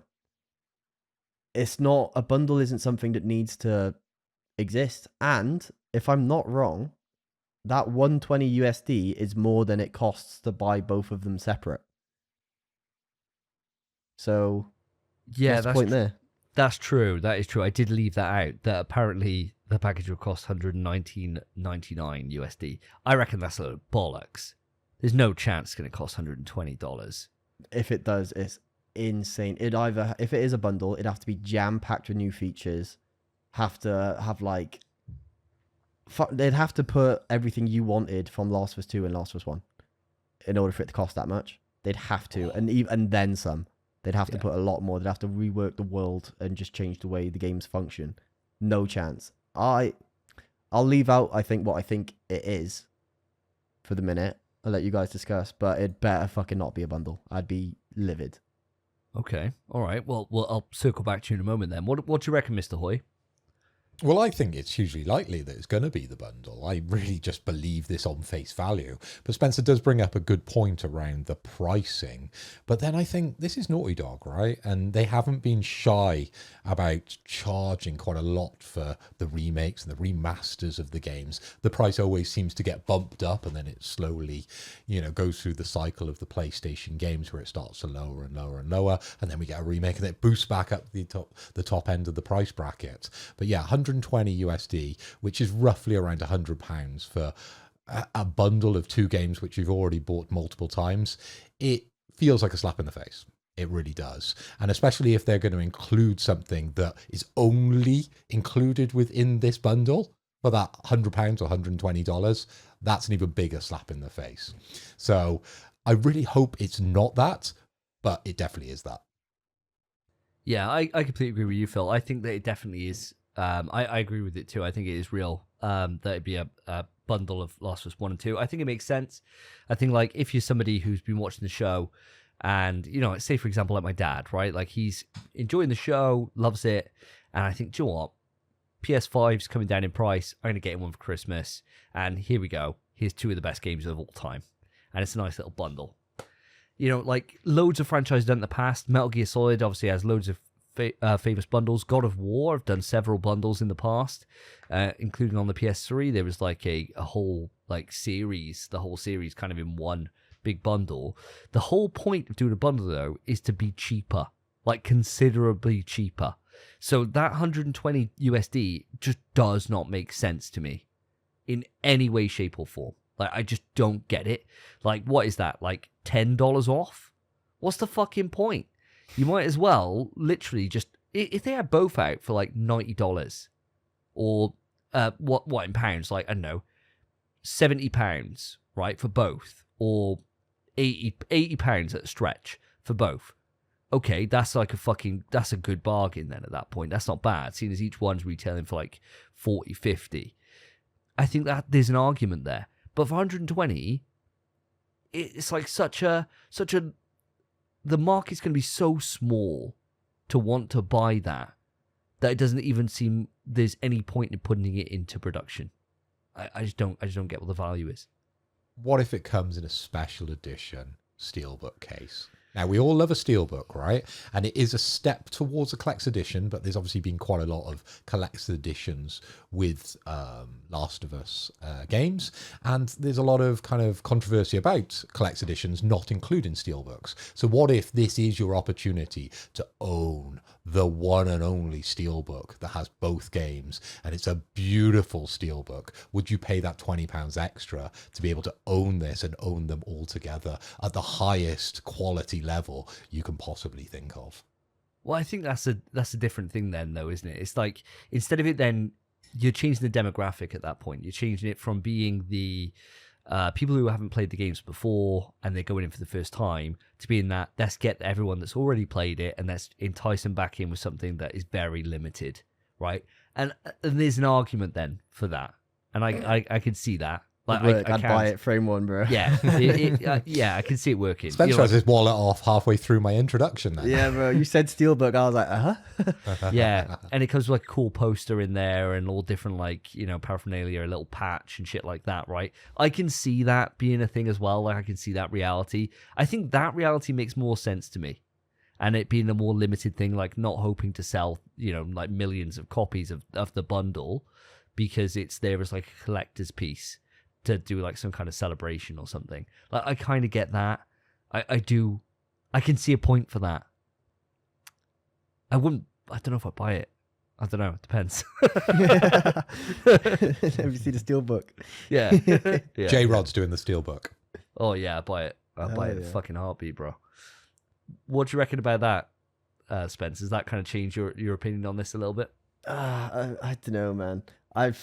It'd have to be a sick. I know what the steelbook would be. It would be, the front would be Last of Us Part 1, the back would be Last of Us Part 2 with the Ellies when you open it looking at each other, and it'd be cold as hell. Yeah, I'd buy it.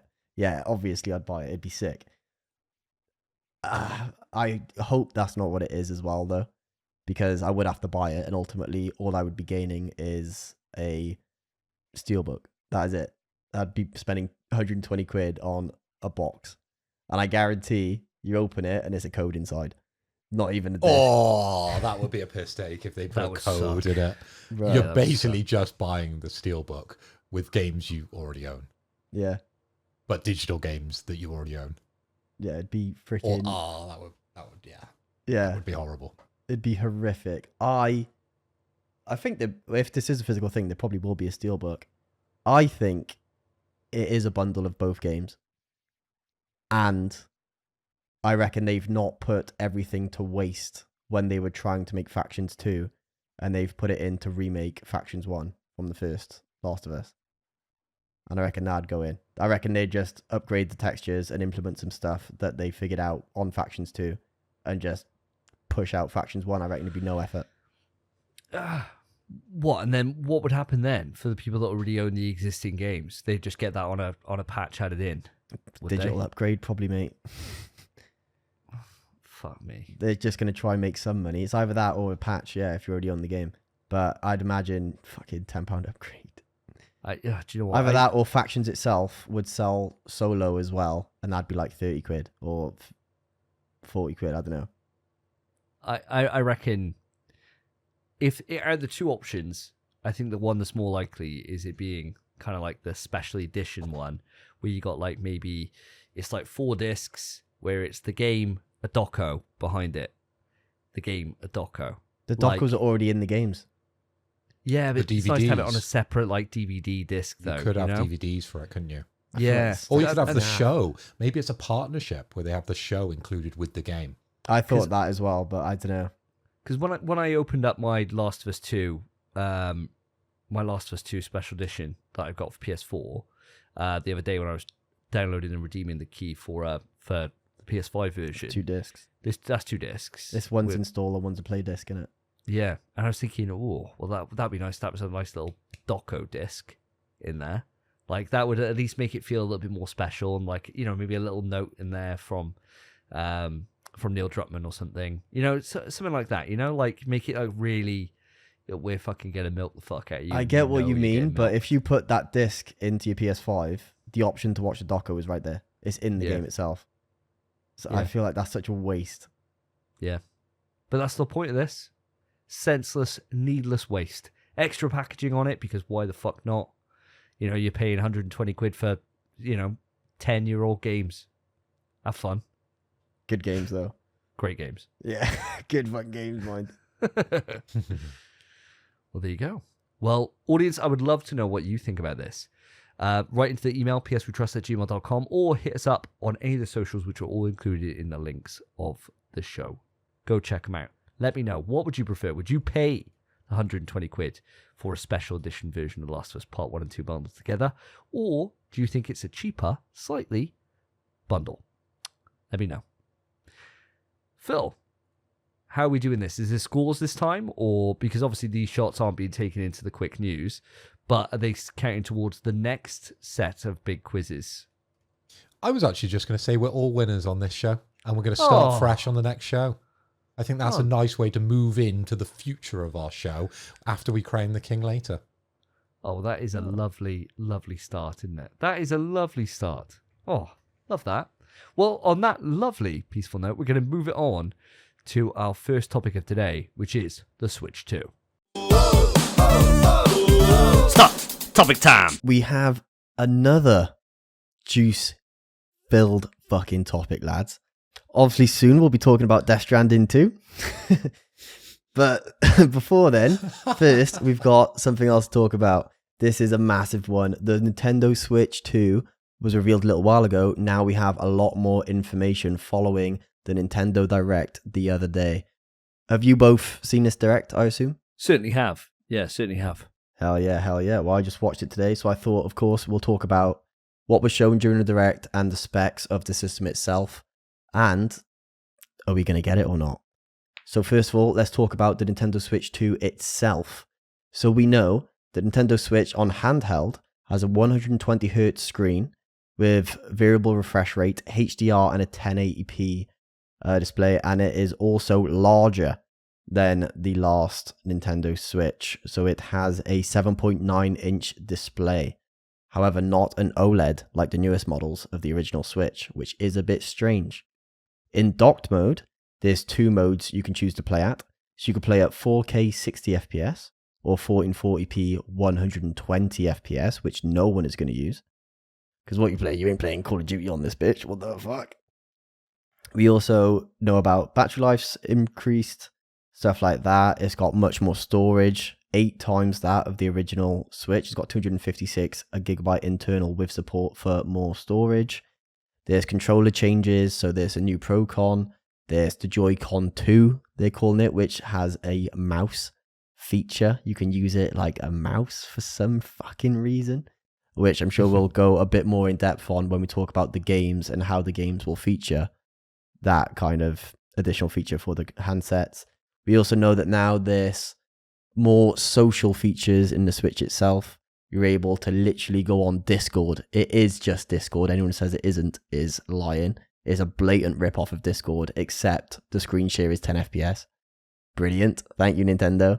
Honestly, they can improve, but they can only improve so much. That's the way it goes. And we also know that the Switch 2 cartridges, the games, are identical to the original Switch ones, except now they're red. And that's how you differentiate them. But in terms of design, they're 1-to-1, so both will fit in the Switch 2, so you can backwards compat and play all your original games on the original Switch, on your Nintendo Switch 2, and some games even have game boosting, just like on PS4 to PS5. However, they've done it a bit different, which I think we'll go a bit more in depth on when we talk about the games as well, because I'm not a big fan of how they've done it. So as for the price, there's 2 versions you can buy. So they're both the same version, it's just one of them comes with Mario Kart. So here in the UK, it will cost £395 for just the console itself, or £429 with Mario Kart digitally included. So you don't get any physical, it's just installed on your hardware when it arrives. And that is about it. So $395 or $429 with Mario Kart. What do you boys think about the price and the Switch? Davey, over to you. For me, when I was watching that direct through, I thought it answered pretty much all the issues I had with the original Switch. In terms of it's a better screen, it's got higher resolution, you know, being able to have 4K 60, I thought that might even be a push for the Switch 2, to see it have that confirmed, and then for it to be 1080p handheld at 120. Awesome. Like, that's fucking sick, right? That's really fucking nice. And the thing I really enjoy about it is that one of my biggest bugbears, right, is that Cassie likes to play the Switch with the Joy-Cons. So he likes to put them on the little Joy-Con case thing and play it that way. And detaching and attaching those things is a bit annoying. Whereas now having it magnetized, I think is really fucking nice. And I think it seems a bit more premium, right? And I really like that design choice that they've done with that. I think for the most part, in terms of it being, you know, a game chat service and it being integrated into the system, fab, right? Cool. Like you were saying, it's Discord, but shit. But I did like what they were doing with the camera features, where they were showing that off, where you could have the camera, and it meant that for games like Mario Party or whatever, that your face would be on there. And I think that's fun, right? Like, and what I like is that it's not proprietary, so you could just put in any webcam into that and it will work.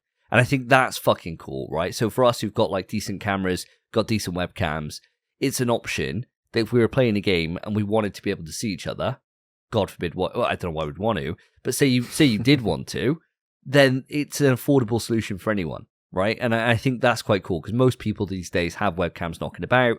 They've got decent cameras. A lot more people have them than ever have. So having that all built in and be like kind of open is really, really nice. That voice chat, I reckon it's going to be dog shit. Dog shit, bro. Why is the mic on the console itself, not one of the Joy-Cons? It makes no sense whatsoever. It literally makes no sense to me in any way, shape, or form. And they're like, yeah, someone's blending in the background. This will be fine. That wasn't fucking real audio. No fucking way was that real audio that they were using there. That there's no fucking chance. Like, I got really expensive, like, fucking headset with, like, noise cancelling. But the mic's here. You know, it's not across the fucking room. There's no fucking way they're going to get that nailed down. If they have, I'll eat my fucking hat, right? I don't believe it for a second. And I think they were fucking brave to show that share screen. Yeah. The moment I saw it, I was like, oh, fuck. And then when they pull it up to big, when they were like, oh, yeah, watch, I'll show you. I was thinking, surely it's going to be much better now, because they're not rendering like 5 of them. It's just going to be the one. And it was just as bad, but slightly better resolution. It went from like, I don't know, potato resolution to 360p. And I was like, oh, God, like, don't show that off, dude. Like, you don't want to be showing that fucking shit. They were showing it like, Karen watched it with me and she was like, oh, why is it so choppy? I'm like, that's the frame rate being arse, honey. I was like, that's what it looks like when the frame rate is diabolical. And they're playing like Mario 3. You know? It was fucking nuts. I was like, what the fuck, man? But overall, I was really happy with the presentation. And I think the price point is really reasonable for what they're offering here. I think for it to be the power that it's been able to put out, I don't think it's taking the piss in terms of the actual pricing of the hardware itself. When it comes to software and stuff, we'll come on to that in a minute. But I was really happy with this, and they surprised me. They really did. Not everything worked, and I'm sure we'll get into more of that later, but that's enough of my thoughts for now. Fair. Okay. So you feel the price is justified. Phil, how about you? How do you feel about the price and just the hardware itself? Sure. So the Nintendo Switch, we've got it launching in the UK 5th of June, haven't we? And it's really, really soon. It's much sooner than I think I initially thought we would be seeing the Switch. I thought it would be much later, closer to Christmas, but the 5th of June, very, very soon. Costing what was it, £395.99 in the UK, which is almost £90 more than the Nintendo Switch OLED. And the bundle with Mario Kart, as you said, was £29.99. Yeah. Again, we'll talk about the prices of the actual games, but that doesn't feel like a massive step up for a sort of bundle version of it. And generally, when I buy a new console, you know, when I bought the Switch, it was a Smash machine, the same as you boys. I bought it for Smash Ultimate, I believe it was, on the Switch. But this one, would I buy it with Mario Kart World? 100%. It's not a lot more, is it, for what's going to be an absolute banging version of Mario Kart. But I was just reading through on the Independent article, and they were saying about the pre-orders, which I found quite interesting. They begin on the 8th of April. And it's via the Nintendo Store, where there'll be a priority system. Now, we all know how priority systems have gone down recently, haven't we, with the Oasis tickets in the UK. Ticketmaster got in a lot of trouble because they sort of activated some functionality on their website which would sort of boost the price depending on how much interest there was. But of course with this one, it's not going to be variable pricing. It's more down to, if you have a Switch membership for over 2 years, you get first dibs at buying one of these. It's not like the PlayStation 5 for us guys. It was basically go out to the retailers and kind of be first to buy them. I got mine, of course, from Amazon. I just went on Amazon when the PS5 was released and bought it straight away. Came the next day. So I was able to get it pretty soon. But I think if I wanted a Nintendo Switch 2 on release, I don't think I'd be able to get one, because I haven't got a active Nintendo membership, and I don't believe you boys have. And I wouldn't have had it active for 2 years, because that service, you don't really need it. I've never needed it. So who has that membership? Who's able to buy one of these? I don't know. Okay.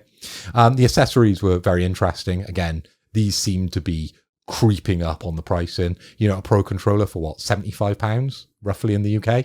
That seems very expensive for a Pro controller. What was it? Switch 2 camera, £50 if you want to buy one. Davey's obviously gone through that you could plug any webcam into that, which will be interesting. And it seems very un-Nintendo to do something like that. So I'm pretty happy that might be a possibility, but we'll see if they clamp down on those things in the future. But yeah, I think it's a very expensive thing. Would I want one on day one? Yeah, I'm a hardware guy. I buy most things to do with the video games industry, and I own every console. Am I going to be buying one? No, because I can't. Fair. Very fair, mate. Absolutely valid. I think, in terms of hardware, it's great. I think this system's actually, it seems really good. And the magnetic thing, when we saw it, I said, that's going to fly off all the time, especially with kids pulling on it. And they showed a bit in the direct of someone trying to take it off and showing there's a release button. How much effort would it take to pull it off without the release button? I think probably still not much. It's going to be like a plastic hinge that locks in, that you can just give it a little tug, it'll come out. And also, a kid is going to accidentally hit that button that lets it lock. It's not like a switch on the back, which I said it should be. It's a button on the Joy-Con itself. Kids are dropping this. Kids are dropping this all fucking day. You just gotta accidentally tap the button and it falls out your hands. Brilliant. Kids' hands are all over that shit. They hold controllers so wrong. There's no world this shit doesn't drop and just smash. I hit the share button too often on the PlayStation just because I got fucking massive hands. So I'm constantly going into that menu and back out of that menu to share to Twitch, you know, on the PlayStation 5. So I'm going to do the same thing if I'm playing actively with these Joy-Cons for an extended period of time. I'm 100% going to unlock it from the system. Yeah, it's just what's going to happen. Yeah, I think it makes sense they've done it that way. I think it could have been done better. I think a switch on the console itself, like a toggle switch, made way more sense. Like you have to pull it down and release. That makes way more sense. It's not as intuitive, is probably why they haven't done it, but it would have safeguarded the console a lot better. And that mic, why is the mic on the fucking console? What if I keep my Switch next to my blender? What the fuck happens then? You're telling me it's going to isolate that and hear me on the couch? Fuck off, is it? Not a world. My Switch is going to be next to my PC. It's going to have to hear next to it the whole time. That's going to pick up my voice. Fuck off, is it? That's where the benefit is of having that Pro Controller. And I got to disagree with you, Phil. I think the Pro Controller is very reasonably priced. For it to be... I agree as well, actually, because it has back paddles. It has back paddles. It's got back paddles on it. It's like a PlayStation Edge. Controller. Yeah, but this is the Nintendo market. Yeah. We're not talking about, the sort of aging market of PlayStation and Xbox with the Elite controller and the Pro controller, where people can afford that higher price bracket. We're talking about Nintendo. We're talking about kids with pocket money. How many of those are going to be able to afford a £75 controller in addition to an already relatively expensive console? They won't need it. It's not for them. It's for those people like myself. Like I've got a Switch Pro controller at home. I've got one for the Switch. I love it. It's what I play when I play Switch. That's what I use to play, like a traditional controller. And that cost me quite a bit at the time. It was quite expensive for just a normal pad. It was more than DualSense was on its release. But it's fucking brilliant. The battery never dies on it. It's a great controller. It's fucking fantastic, actually. It's up there with the goats. It's so good. And so I saw this, and I was like, oh, it's got an audio jack on the bottom. Awesome. So I can just plug in like my Astros and use them. That's nice. So I can actually have I can just put the mic attachment on this, and I got a decent headset for when I'm playing Smash or something like that, and we want to use the in-game chat. We'll come to why we may not want to use the in-game chat in a moment, I'm sure. And having the back paddles on it, I thought, well, this is just fucking super reasonable. Like the DualSense Edge, what, 120 quid? So it's 40 quid cheaper than that. And sure, it doesn't have... Second-hand, maybe. 200 quid brand new. Oh, are they? Fuck, even so. That's nuts, right? And sure, it doesn't have the same level of features that the DualSense Edge has in terms of, you can't change all the different sticks, or what looks like you can't change all the sticks, and you can't map it to... Well, it seems like you could map them to whatever buttons you wanted, but I don't know how that works. Like on the DualSense Edge, you got like a separate menu that comes up, don't you? And you can then select it depending on the game and stuff like that. It'll have something to map them 100%. So it to me, I saw it and I thought, wow, they've underpriced this. Like this is really reasonable. So I completely disagree. I'm on the opposite side to you on the pricing for that. I agree with you. I think the Pro controller is actually quite reasonable, and the Pro controller on the Switch 1, like you said, I would say it's top 3 controllers of all time. It hangs with the best, man. It's goated. Top 3. Number 1, it's the DualSense GameCube controller and Procon on the Switch. I think are 3 of the best. Easy. And the DualSense Edge, I guess, is a better version of the DualSense. So if you just want to give that a +1, whatever.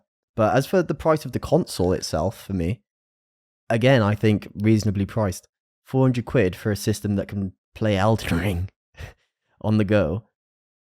You playing Elden Ring on this? I fucking ain't, but people will, I'm sure. Tarnished edition, what the fuck does that mean as well? We'll get onto that, but fuck me. I reckon I know what that means.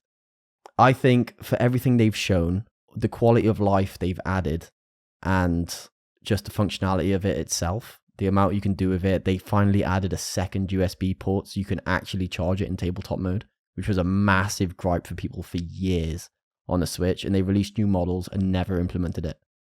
Finally, you can do it. The webcam not being proprietary, it has to be a USB-C webcam, which I don't know if you boys own. USB-C ones. Yep. Fair enough. The Logitech ones, the new Logitech Bryos are, aren't they? Yeah. Shit, no, well, I need to buy a USB-C one then. But fair enough. I thought that might not be as common as you boys said. Oh, as Davey, you said it was. You can get adapters anyway. You can get USB-C to A. It's not a big deal. Yeah, it's not, I suppose. But yeah, I don't know. I think it's fine. I think the price makes sense. 400 quid. I think that's about what the Switch was on launch, wasn't it? Or was that 300? I think it was 300, wasn't it? Maybe I had one day one, my Switch, but I can't remember. I midnight released it.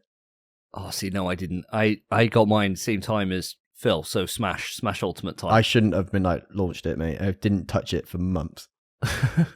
Yeah. Zelda? I beat Zelda in 3 days. So after that third day, I did nothing on that Switch. It was Switch terrible. 1. I'm reading it was $299. $299. There we go. Yeah. So 100 quid more for inflation for one anyway, because when did the Switch release? Fucking yonks ago. Like freaking 2017. 2017. Ages ago. 8 years ago. And now inflation, new features, 4K, bigger screen, better controllers, 400 quid, it makes sense. And it's still cheaper than PS5 or Xbox. Sorry, that was $300. So you got $300. So you got $300 versus $449. There we are. That's fine. And so just going back, you were mentioning about, are we going to get one day one? And I think for me, I'm not. And I think this is a really good time to bring on to it. And I think the reason why I'm not is because of the game lineup at launch, right? Like, for me, Mario Kart World looks fantastic. It looks superb, actually. Graphically looks great. I love the idea of being able to travel between the different courses on Grand Prix. I think that's really cool. Going off with your mates and exploring around, I guess there's a market for that. Do I really want to be doing that with you guys? No. Like, there's better driving games that we could just play, right? Like, than just go around and explore the world. Maybe I'm underselling it, right? But I'm not a massive Mario Kart guy, so it's going to take more than that to get me through the door. Now, there is Metroid Prime. So that could potentially do it, right? Like, that could do it. I think for me, what's going to end up happening, though, in reality, is that it's going to be the next Smash.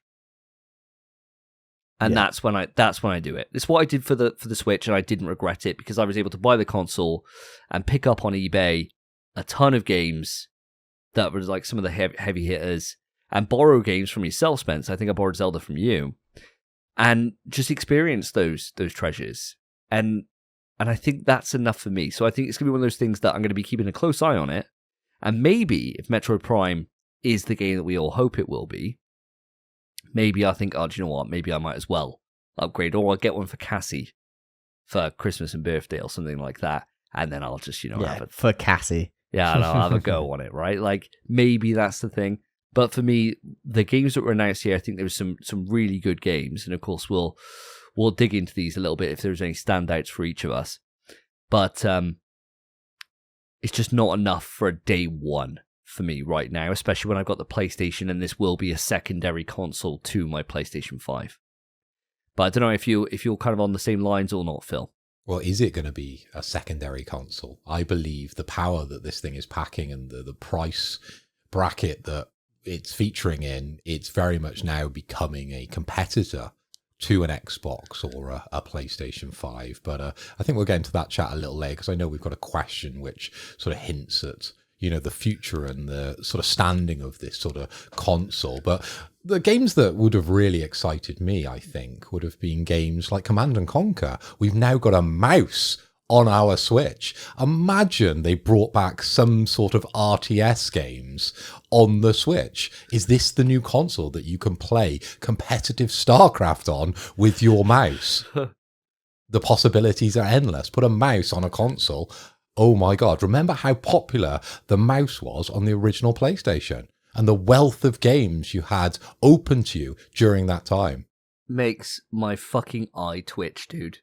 The mouse pissed me off the entire time it was shown. I was pissed off. I think the time I was most angry at it, right, was either one of two parts. Either where they showed Metroid Prime with the mouse, and I thought, why the fuck would I want to do this? I know people will, but I'm not that crowd. Fuck that. Or if it was that fucking wheelchair game where he was using both to drag himself around, I thought, this is actually insulting me, and I'm not even in a wheelchair. I was thinking, like, why, if I'm playing a video game, say I'm in a wheelchair, why do I want to be fucking, let's do the rest of my life like it is? Can't I just use the fucking controller? Why do I have to use fucking motion controllers? We're in 2020 fucking 5. Motion controllers are shit. Always been shit. And I know there's going to be an annoying thing when I'm playing a game like Mario fucking Odyssey pissed me off with this, where I'm playing on my fucking Pro controller, and then I got to do Cappy's move, I got to fucking waggle it around like a cunt. Like, what the fuck? Like, I'm sitting on a fucking train. Oh, sorry, love. I just gotta fucking get Cappy to spin around me a little bit because it's the only way I can fucking do it for some stupid reason. Like, I thought we were fucking gone with all this bollocks, and the mouse just tipped me over the edge. I thought this is like the shittest gimmick Nintendo have ever done, and I bought a fucking Wii U. And that was a fucking shit gimmick. I just, it's not for me. If I want to play with a mouse, I'll play on PC. Like, I'm You're not welcome on PC. Yeah, we've established welcome, that. You wouldn't figure out how to get into the game, mate. No, mate, fuck. I'm not interested in learning, bro. My mouse does a couple of things, right? It clicks to open up Riverside, and it clicks to shut down my computer, and that's what it fucking does. I don't need it to do any shooting or any of this bollocks. Not about it. It's just not for me. And I think it's just a gimmick which is going to be fucking shit. I think it's going to I've got a feeling it's going to be a shit mouse. I got a feeling people are going to be like, oh, fuck, it's not very responsive, this mouse. It's like, well, it's a fucking pad. They put a mouse on it for no fucking reason. Imagine you could turn up the sensitivity on this mouse and it was like a proper gamer's mouse. And, then they had features in it where you could have like RPG lights coming out of it. Hell yeah. Crank up the DPI, bro. That'd be sick. They showed Civ, didn't they, on it? And I thought, oh, well, this makes sense, right? Using this mouse. I get this. I get this integration. But, tell you what.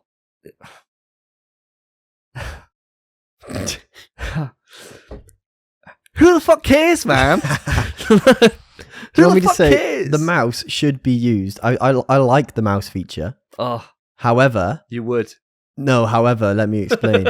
It should only be a feature to be able to implement more games onto the system that require a mouse. It shouldn't be a gimmick for games that don't need a mouse to now be able to use one. It should be a chance for you to have RTSs or MOBAs or whatever you want on your system, should you want to. Don't know why you fucking would. But should you want to, it's there. If it's your only console, then you'll need that functionality to play those games, Spence. And I completely agree with you. It shouldn't be shoehorned into games like Metroid or in the next Zelda game. It shouldn't be in Smash, but it should be in the games that it makes sense. Well, they're going to. It'll be how you get the new Smash Ball. You don't have to swipe. It'll be used to design stages, I think. That'll be at the... But whatever it is. Shit. Mario Party as well. It's going to make some horrific minigames on Mario Party. The mouse, I agree with you, mate. The mouse is stupid. But in terms of being able to put games like Civ, Command & Conquer on the platform, perfect. Makes sense.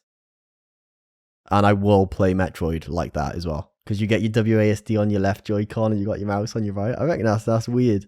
You sicken me. You fucking sicken me, dude. I'll sit back on my couch, sitting there, even handheld mode, having the time of my life. And that's what I'm going to do. Sitting there, chilling, screen in front of my face, living the dream. Being able to chat to you boys really nicely because the mic is right next to my face, where you're shouting across the room while you're at your desk, wiggling your fucking mouse around. Look how fast I've beaten this, boss. On my no difficulty version of fucking Metroid, which plays exactly the same as all the rest. Platform is going to be class. Oh, it just fucking pisses me off, man. Just a hater, bro. Makes me angry, dude. It just makes me angry. And I know other people like it, but I don't. And they didn't think of me when they put that in there. They didn't think of me. But moving away from the mouse, in terms of games, I'm not going to do like a shag, marry, kill because it would go on for a while. I don't think there's that many games to actually talk about here. But what is your kind of highlight? What's the game that you want to bring to the attention of the rest of us and we can discuss it? Let's do one each. Well, mine is when I'm going to buy the console because I'm not getting it on launch, same as you boys. But I'm going to buy it when Duskbloods comes out. 100%. Either that or Smash. That's one or the other because I'm not missing a FromSoft. I mean, I know I haven't played Sekiro. So I already am missing a FromSoft. But it looks like Bloodborne 2. And it's exclusive to Switch 2. So that gives me a year for the price to drop or to find one secondhand in good condition. And then Duskbloods, mate. Duskbloods, it looks good. It looks like FromSoft. That's all I need. Yeah, it does look like FromSoft. So I'll give them that. It did look like Bloodborne. I looked at it and I thought, oh, being a vampire is quite cool. Right, like sucking the blood out from people or whatever. That did look interesting. As soon as they said it's multiplayer and it's PvPvE, I was like, kind of losing me a little bit here. Like, I don't know. I'll have to see stuff before I go for it. You know, it's the same way with like Night Rain. Dark Souls is PvPvE though, but only if you activate that and have that. Whereas if that's the core part of the game, whereas that's always on, that's a very different thing. From being in and being like, oh, I'm going to...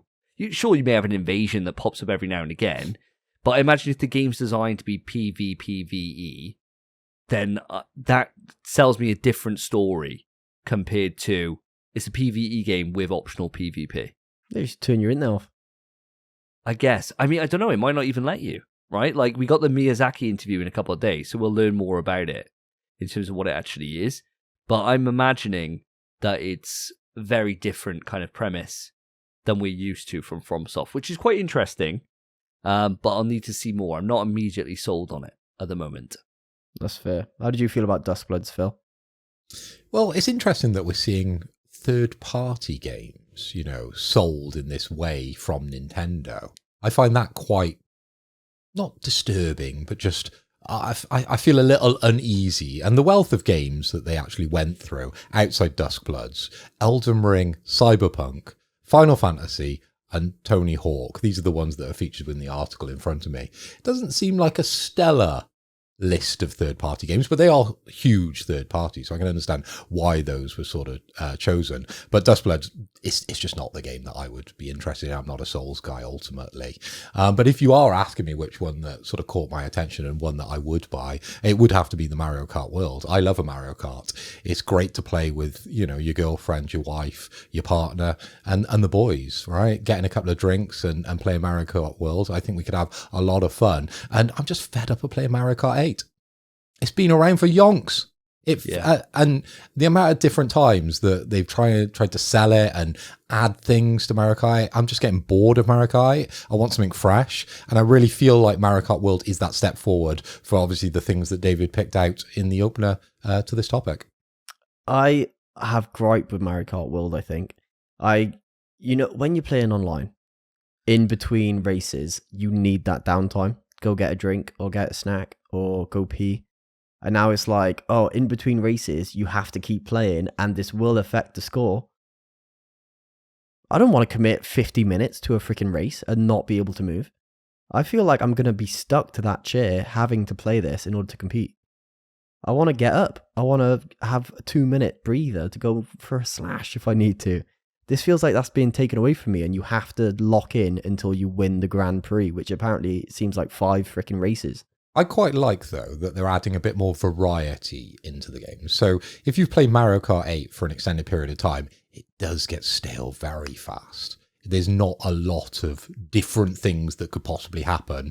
And I think with Mario Kart World, they are giving that option to have a bit more creativity within it, okay? And I think playing in between the sort of courses, as you sort of mentioned, gives that slight bit of variety to it, as opposed to just playing the same tracks over and over and over again, and re-releasing tracks that we've seen a million goddamn time.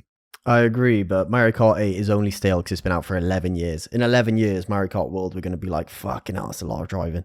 Yeah, I get you. I mean, there's going to be different modes in there, so you won't have to play for that, that drive between Grand Prix. You could play just a standard classic Grand Prix, I'm sure. I hope so. So, yeah, I'm sure you can. Like, they showed like a couple of different modes and stuff, and there's another direct specific for Mario Kart later on this month, so we'll be able to see a little bit more detail. But I'll be amazed if it isn't, if they don't have that, right? I bet my firstborn that they will, right? I don't think modes are going to be your issue. But no, Mario Kart World, as I already said, looks good, Phil. I'll probably play it with you, and I'll end up buying it, of course. Of course I will. Cass likes it. Karen can play it. I fucking suck at Mario Kart. I haven't told you this, but there was an event, a charity event that happened in work the other day. And it was, they had Mario Kart 8 set up in all the different hubs around the UK. And you had to pay £5 to enter, and it's fastest lap time wins out of the country, right, for all the different hubs. I thought, fuck it, I'll enter, right? There was this like how old was she?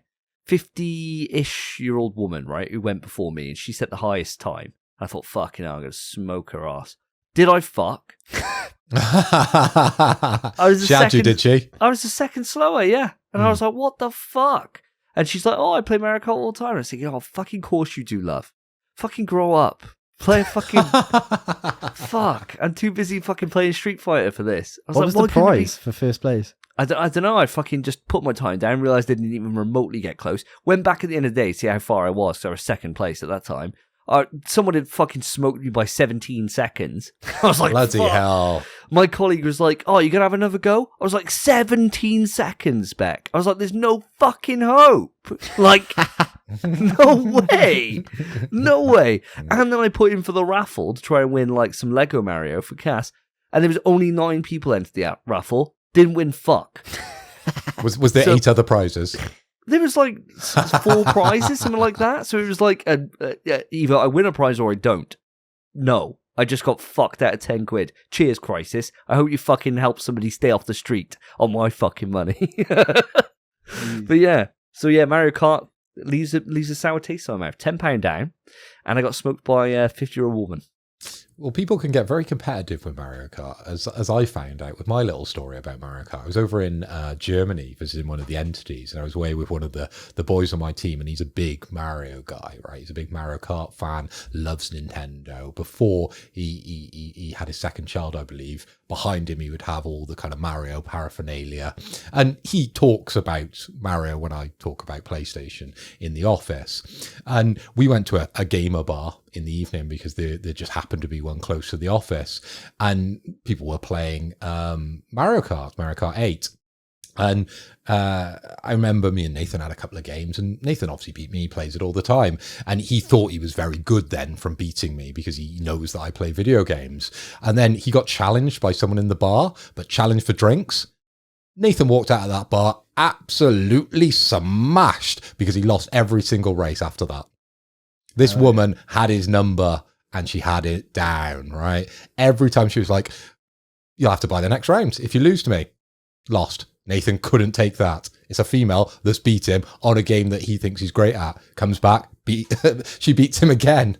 He was slaughtered walking home, and it cost him a bomb. Fucking A. Mario Kart just keeps on taking, man. Keeps on taking. Yeah. I took the loss and moved on. Yeah, I should have done that. I shouldn't have gone in for the raffle. Raffle. Shouldn't have gone in for the raffle. Well, moving away from Mario Kart World, the game that I popped off for, and mainly because it's in my Fantasy Critic, but not only that, is Hollow Knight Silksong. It was shown for a grand total of about 4 seconds. And I was like, yes! I was like, yes! 2025. Yeah, baby! But no, I just fucking love Hollow Knight. So seeing Silksong in there, it's like, yes, it's exactly what I want. And that's the one I'll be getting. I'll be getting as soon as it comes to PS5. So I was like, hell fucking yes. Can't wait to see that shit. But apart from that, I did like the look of Donkey Kong Bonanza. I thought it looked fucking fun. And when he like dug down and started smashing underground, I was like, ooh, this is cool. There could be some cool depth in this destruction mechanic. It was like Red Faction, but with Donkey Kong. Okay. And apparently I'm all about it. So yeah, I really liked it. I really, really liked that one. I thought it stood out and kind of ended the show, brought the show to a close really, really well. So yeah, super How chuffed do you feel about the controversy of that game? About using the Mario movie design? I like it. I always thought Donkey Kong's old design, it's cool. It's Donkey Kong, right? It's just what you've always seen him. But when I saw this new one, it's just the curves around his eyes are curved instead of them being like a little bit more pointy and stuff. I think he looks cool. I think he looks a little bit softer for children, and I like it. I don't think it's egregious in any way, shape, or form. It's still Donkey Kong. It's not like as if they've changed it. It's not like, the Sonic was the first time we saw Sonic in the Sonic movie. Oh, you're like, oh, God. Like, what is this monstrosity? I don't think it's anything near as bad as that. And I like it. I really do.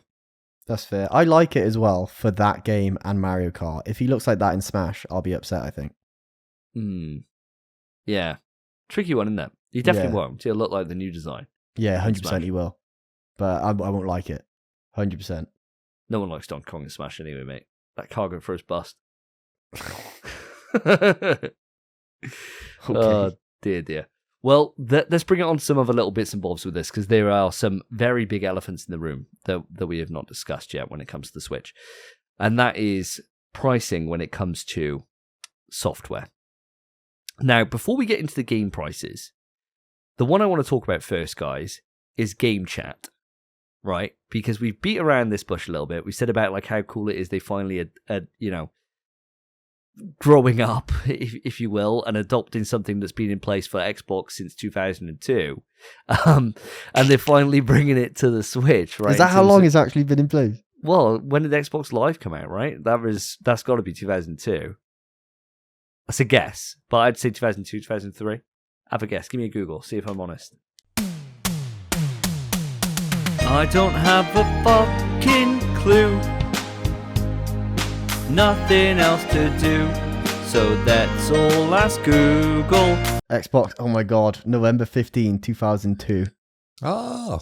Fucking look at this. A wealth of knowledge from this brain. Off the fucking dome as well. So here we are, 13 years or 23 years later. And we finally got it kind of built into the system. Now, I like this game chat feature. I really do. I think that, sure, it may be a rip-off of Discord. Sure, the screen share looks like it's fucked and doesn't really work. But I like that they're finally growing up and they're adopting it in. And having that button on the controller, great. Getting into that menu really, really easily. I think that's fantastic. Awesome. There's an issue, though, boys. There's a cost specific for game chat. So the first, I think it's not even a full year, but the first 8 months, 9 months, something like that of the console's life is free. No worries. After that, you need to pay for it annually. And it's included, I believe, with the Nintendo Switch Online pass. But otherwise, I think, and correct me if I'm wrong, Phil, I'm doing this off the dome, I think it's like £20 a year otherwise or something like that for just game chat itself. That's egregious. I haven't got the pricing in front of me, but I was agreeing on all the facts that you're giving us, that it's free until March 2026, but after that will require the Switch Online membership, okay, to use. And you know how I took the introduction of paying for online during the PS4 generation. This isn't something that excites me. This is something that really turns my stomach, and it's something that I will 100% not be using. Correction to myself, you are right. It's just included with any Nintendo Switch Online membership. So looking at the memberships for it, for the standard individual membership for the year for Nintendo Online, to play it online, $17.99. And then for Nintendo Switch Online plus the expansion pack individual membership, $34.99. So then that's where you can choose for your GameCube games or whatever it is, right? And you can start bulking that up. So for $17.99 to play online, no free games included with that, by the way. So no PlayStation Plus little, extras and sales and things like that. Just $17.99 you pay for the ability to play online and chat to people. Now, just to put it out there, even PlayStation don't charge to chat with people. So even if Phil didn't have PS Plus, I could still get into a party and chat to him as we play our individual games. But on Nintendo, there's a button on the controller that unless you're paying $17.99 minimum a month, you cannot use. So there's a button on the pad that you literally cannot fucking use if you don't pay $17.99. So for me, where I don't have online at the moment for my Switch, that button, I can't use that button. That's cool. And Davey, forgive me if I'm wrong, but reading this, it's only up to 4 players that can share their screen with video or join the audio-only mode. Is it limited to 4? I don't know. That's the way I'm interpreting what I've read there. I think they never showed it as more than 4. I think will be limited to 4. That's ridiculous. How many people? Let me have a look. Especially when a Mario Kart World apparently goes up to 24 players. I was going to say, the last Mario Kart, you could have 8 players, couldn't you, at a certain point? Yeah, but you couldn't chat to him. Couldn't chat to him, unless they sat next to you, I suppose. Unless there was voice chat on the first Switch, but you had to use your phone. So you had to download an app, or get on the app, or plug into your phone, and you could voice chat. I'm sure people will still be doing that, Spence. Yeah. I've run it through Google. 12 people can chat together. 12. 4 can share their screen. Oh. So it's not too bad. It's fine. Yeah, it's fine. I think the egregious thing for me is the fact that they're putting that behind the paywall.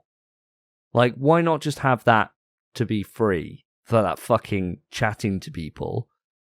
Why do you need that to get them into the online? Surely, I know that you're probably going to have both, right? That's probably the thing. But why do you need it? It sounds fucking crazy to me. It's Nintendo, mate, and I think that's the reason they're doing it, is because primarily they focus their consoles towards a younger market, and putting something where there could potentially be some areas of abuse, and you're opening up a console primarily used by children to chat to weirdos on the internet. Of course, they're going to put it behind a paywall because they're going to say there's some sort of parents' supervision involved in that, or that they're at an age where they can make the online payments. That would be my assumption. What? And they use that as a smokescreen to get it passed? Yeah. Because that's obviously not the fucking reason. Like, people can go into, if they were that worried about it, they'd have it, and they've got it. Like, they got parental controls out the wazoo on Nintendo. That's one thing Nintendo are great for. Their parental controls are actually fantastic, way better than they are on PlayStation. PlayStations are decent.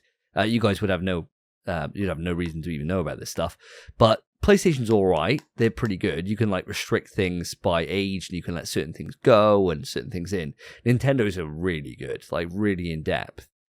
It don't wash with me, that excuse, because you could just go into your parental app and stop them from talking.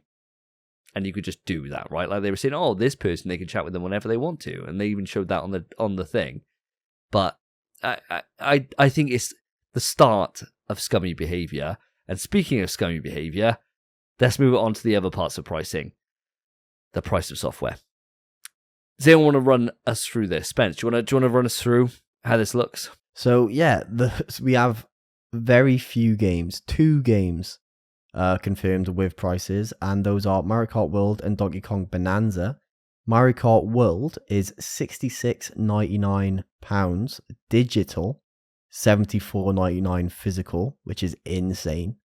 And Donkey Kong Bonanza, $58.99 digital and $66.99 physical. It's the first time ever we're seeing physical games being marked up from digital, I believe. Yep.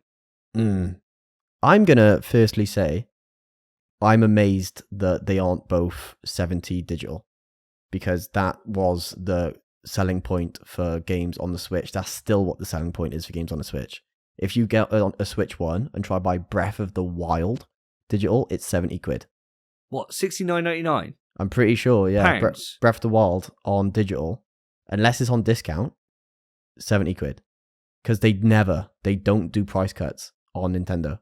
It might be 60, but 70 is what I'd imagine. So it's $59.99 USD. $59.99, $60 for a game that launched in 2017. Yeah, so it's an increase, really. It's $80 for the Mario Kart World in dollars. $80 for one game. It's a big jump, isn't it? Insane. Do you remember back on 360 Xbox, games were £40 on launch? Mate, I remember the absolute hubbub that erupted when PlayStation were like, oh yeah, £70 we're going to. Yeah. And now Switch like, hold my fucking beer. Yeah, but Nintendo's different though, man. I don't know why people let Nintendo get away with it. All of their games forever have been marked up, and they've never dropped in price. If you go to CEX, games are £30-40 for the Switch, because they just don't go down. It's a reseller's dream, Nintendo Switch. It's insane. These prices are fucking ridiculous. And it might be the first time I'm just fully digital, unless, Shop 2 gives me better prices. But physically, that's ridiculous. And I'm pretty sure, Davey, you're going to feel the same. So, Phil, how do you feel about them? Very similar to you guys, right? The prices are absolutely egregious, and Nintendo are just continuing to pull a pricing structure out of their arse, which everyone will just adhere to moving forward. I can't see that I will be going digital, but I'll definitely be getting Mario Kart World as part of the bundle if it is still available to me at the time when I'm buying it, because it's only a small increase. But £75. And then we're talking pounds for, a AAA, we'll call Mario Kart a AAA title on the Switch 2. It's just the next level of pricing, and it's horrible, but we'll quickly accept it, I believe. Yeah. You are right. We will quickly accept it. You know what's going to happen, don't you? By the time we get PS6, it would then be the standard pricing then. They'll just raise it up. Everything will start raising up with it. Let alone if we get to the reality that, we've long been saying it's a possibility that GTA could come out and charge 100, right? And everyone will fucking pay it, right? Maybe this is going along with my style of pricing that I was called a fucking conservative about a while ago on the show, where I was saying that how video games should run a gambit where they can charge whatever they want. And if people buy them, then they can stay at that price. Or if they don't, they come down, the natural run of it. And if that was the case for Nintendo games, I'd be fine with it, right? Because by the time I buy Mario Kart World, it would then, if that was the reality, be cheaper. However, as you've already said, Spence, we know they do not fucking decrease the price. So it's just permanently stuck at that price, $74.99. And that is, I have not paid, outside of like a special edition, I have not paid anywhere near that for a single game this generation. I have not paid $74.99 outside of it being either a steelbook or a special edition case. Yeah. I've not paid that. And they were saying like, oh yeah, game price is going to go up, they're going to be like 60 quid now. I haven't paid 60 quid for a fucking game. Because you mostly get them for like $54.95 or whatever from Game Collection. Like, no one's ever... You've got to be a mug to pay it for the actual standard RRP, like, unless you're getting it on digital. And then even then, you can use, like, codes and things like that to bring it down in price, either buying credit, whatever it is. But the reality is going to be that I'm going to want my Switch games physical. I will want them physical. And I'm not going to be able to get them for cheaper than what they're up for. So I'm going to end up paying £75 fucking pound for Mario Kart. It's fucking insane. It's absolutely insane. At the end of the day, I personally don't buy a lot of modern Nintendo games. I didn't have a lot of Switch games. I didn't have a lot of Wii U games. The Switch was the last Nintendo console where I bought a lot of physical games. And looking at this pricing structure, as I said earlier, it's at that higher echelon, isn't it? And I don't think there's going to be that many games that I'll need to go to that price level, okay? But guys, I think Nintendo are making a mistake here because they're giving us a reason to bring back piracy. Yeah. But I've been pirating Nintendo for long. They genuinely are. Yeah, but like on a larger scale. Yeah. Okay. And I'm seeing this shift across not just video gaming, but, movies, music, etc., etc. People trying to move away from subscription methods, right? They're already very angry about where we're getting so many different, TV channels and subscriptions that we have to get to be able to see the wealth of shows. But if Nintendo are going to hard fuck you and say, no, it's going to be £75 if you want the new Smash, piracy is going to be rampant on the Switch too. That's my prediction for this generation. Yeah. I completely agree. And I think it's one of those times where you've got to do whatever you can do, right? Like, you just have to. And if it was a case, if this was the standard RRP and they came down, I wouldn't have a problem with it. Because it would be the same reality that we have on PlayStation, right? If Sony came out and they said, yeah, our game's going to be 80 quid, I'd be like, okay, kind of sucks. But I know that I can wait 6 months or 3 months even, and I can get it for a reasonable price. Like, I don't have to get it day one. I don't have to be part of the conversation. There's a million other fucking games I got to play. It's not the end of the world, right? But here, knowing that that's it, like, that is permanently it. I can come into the generation the last fucking day of the Switch 2's life, and I'm still paying. Like you were saying, fucking 60 quid for Breath of the Wild now is a fucking I piss just take. Looked up as well, the game collection, so where we buy all of our physical games, Mario Kart 8, a game that's been out for 11 years, 40 quid. Fucking insane price. Like, that should be fucking $5 by now. It's ridiculous. And that doesn't come with any of the expansions. I mean, it's the Switch version, so it's deluxe. But it doesn't come with any of the map packs or anything, or new characters. Brilliant. Great. Fucking wild. Cheers, Nintendo. What I find nuts about this is that it's, as you said in your opener for this, Spence, that it's the first time that a platform holder's gone out and said, right, well, fuck you guys who play physical. Just fuck you, because you're going to pay more. Yeah. And for me, I think that it's kind of, they're being brave with this, right? Because the big worry always was, and the reason why Sony haven't done it, or Microsoft haven't done it, things like that, is because you're worried about pissing off the retailers who stock your hardware, right? Like, if you make it so that it's less feasible for you to go to Game or go to, Tesco or Asda, wherever it is, right? And you buy your games from there. If you make it so that you're paying more there, then why they could just choose to be like, well, fuck you, we're just not going to stock it, right? Like they could just turn around and do that. And if enough of them did that, then it puts them in shit's creek. In reality, are they going to do that when it's a hot property item like the Switch? No, probably not. But it's certainly not going to do any wonders for a retail relationship. That's for goddamn sure. To be fair to that, though, retail's already gone. Like, games shut down, is struggling inside of Sports Direct now. My local Tesco doesn't sell video games anymore. It's like, what if Amazon? What if Amazon turn around then and say, well, we won't stock it? Well, why would they not? Because it's going to sell because it's Nintendo. And just to put the screw on it. They're a much bigger company than Nintendo are. Yeah, but there's no reason. They make their money everywhere else. It doesn't matter. They're just going to be like, oh, extra product, sure. But they look at it and they'd say, right, so you are making it so that all your customers who would be coming to us, we sell X number of millions of, potentially billions of hardware over a console generation through us, the biggest retailer in the world, Amazon. And then they could just say, no, like we'll just refuse to stock you.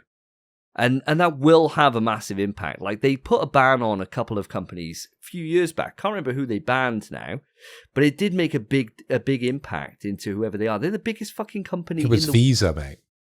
Was it Visa? Was it? They stopped using Visa and stopped accepting Visa because Visa tried to charge more for processing the payment on Amazon. So they were just like, we're just exclusively MasterCard now, and threatened, Visa to change their pricing structure.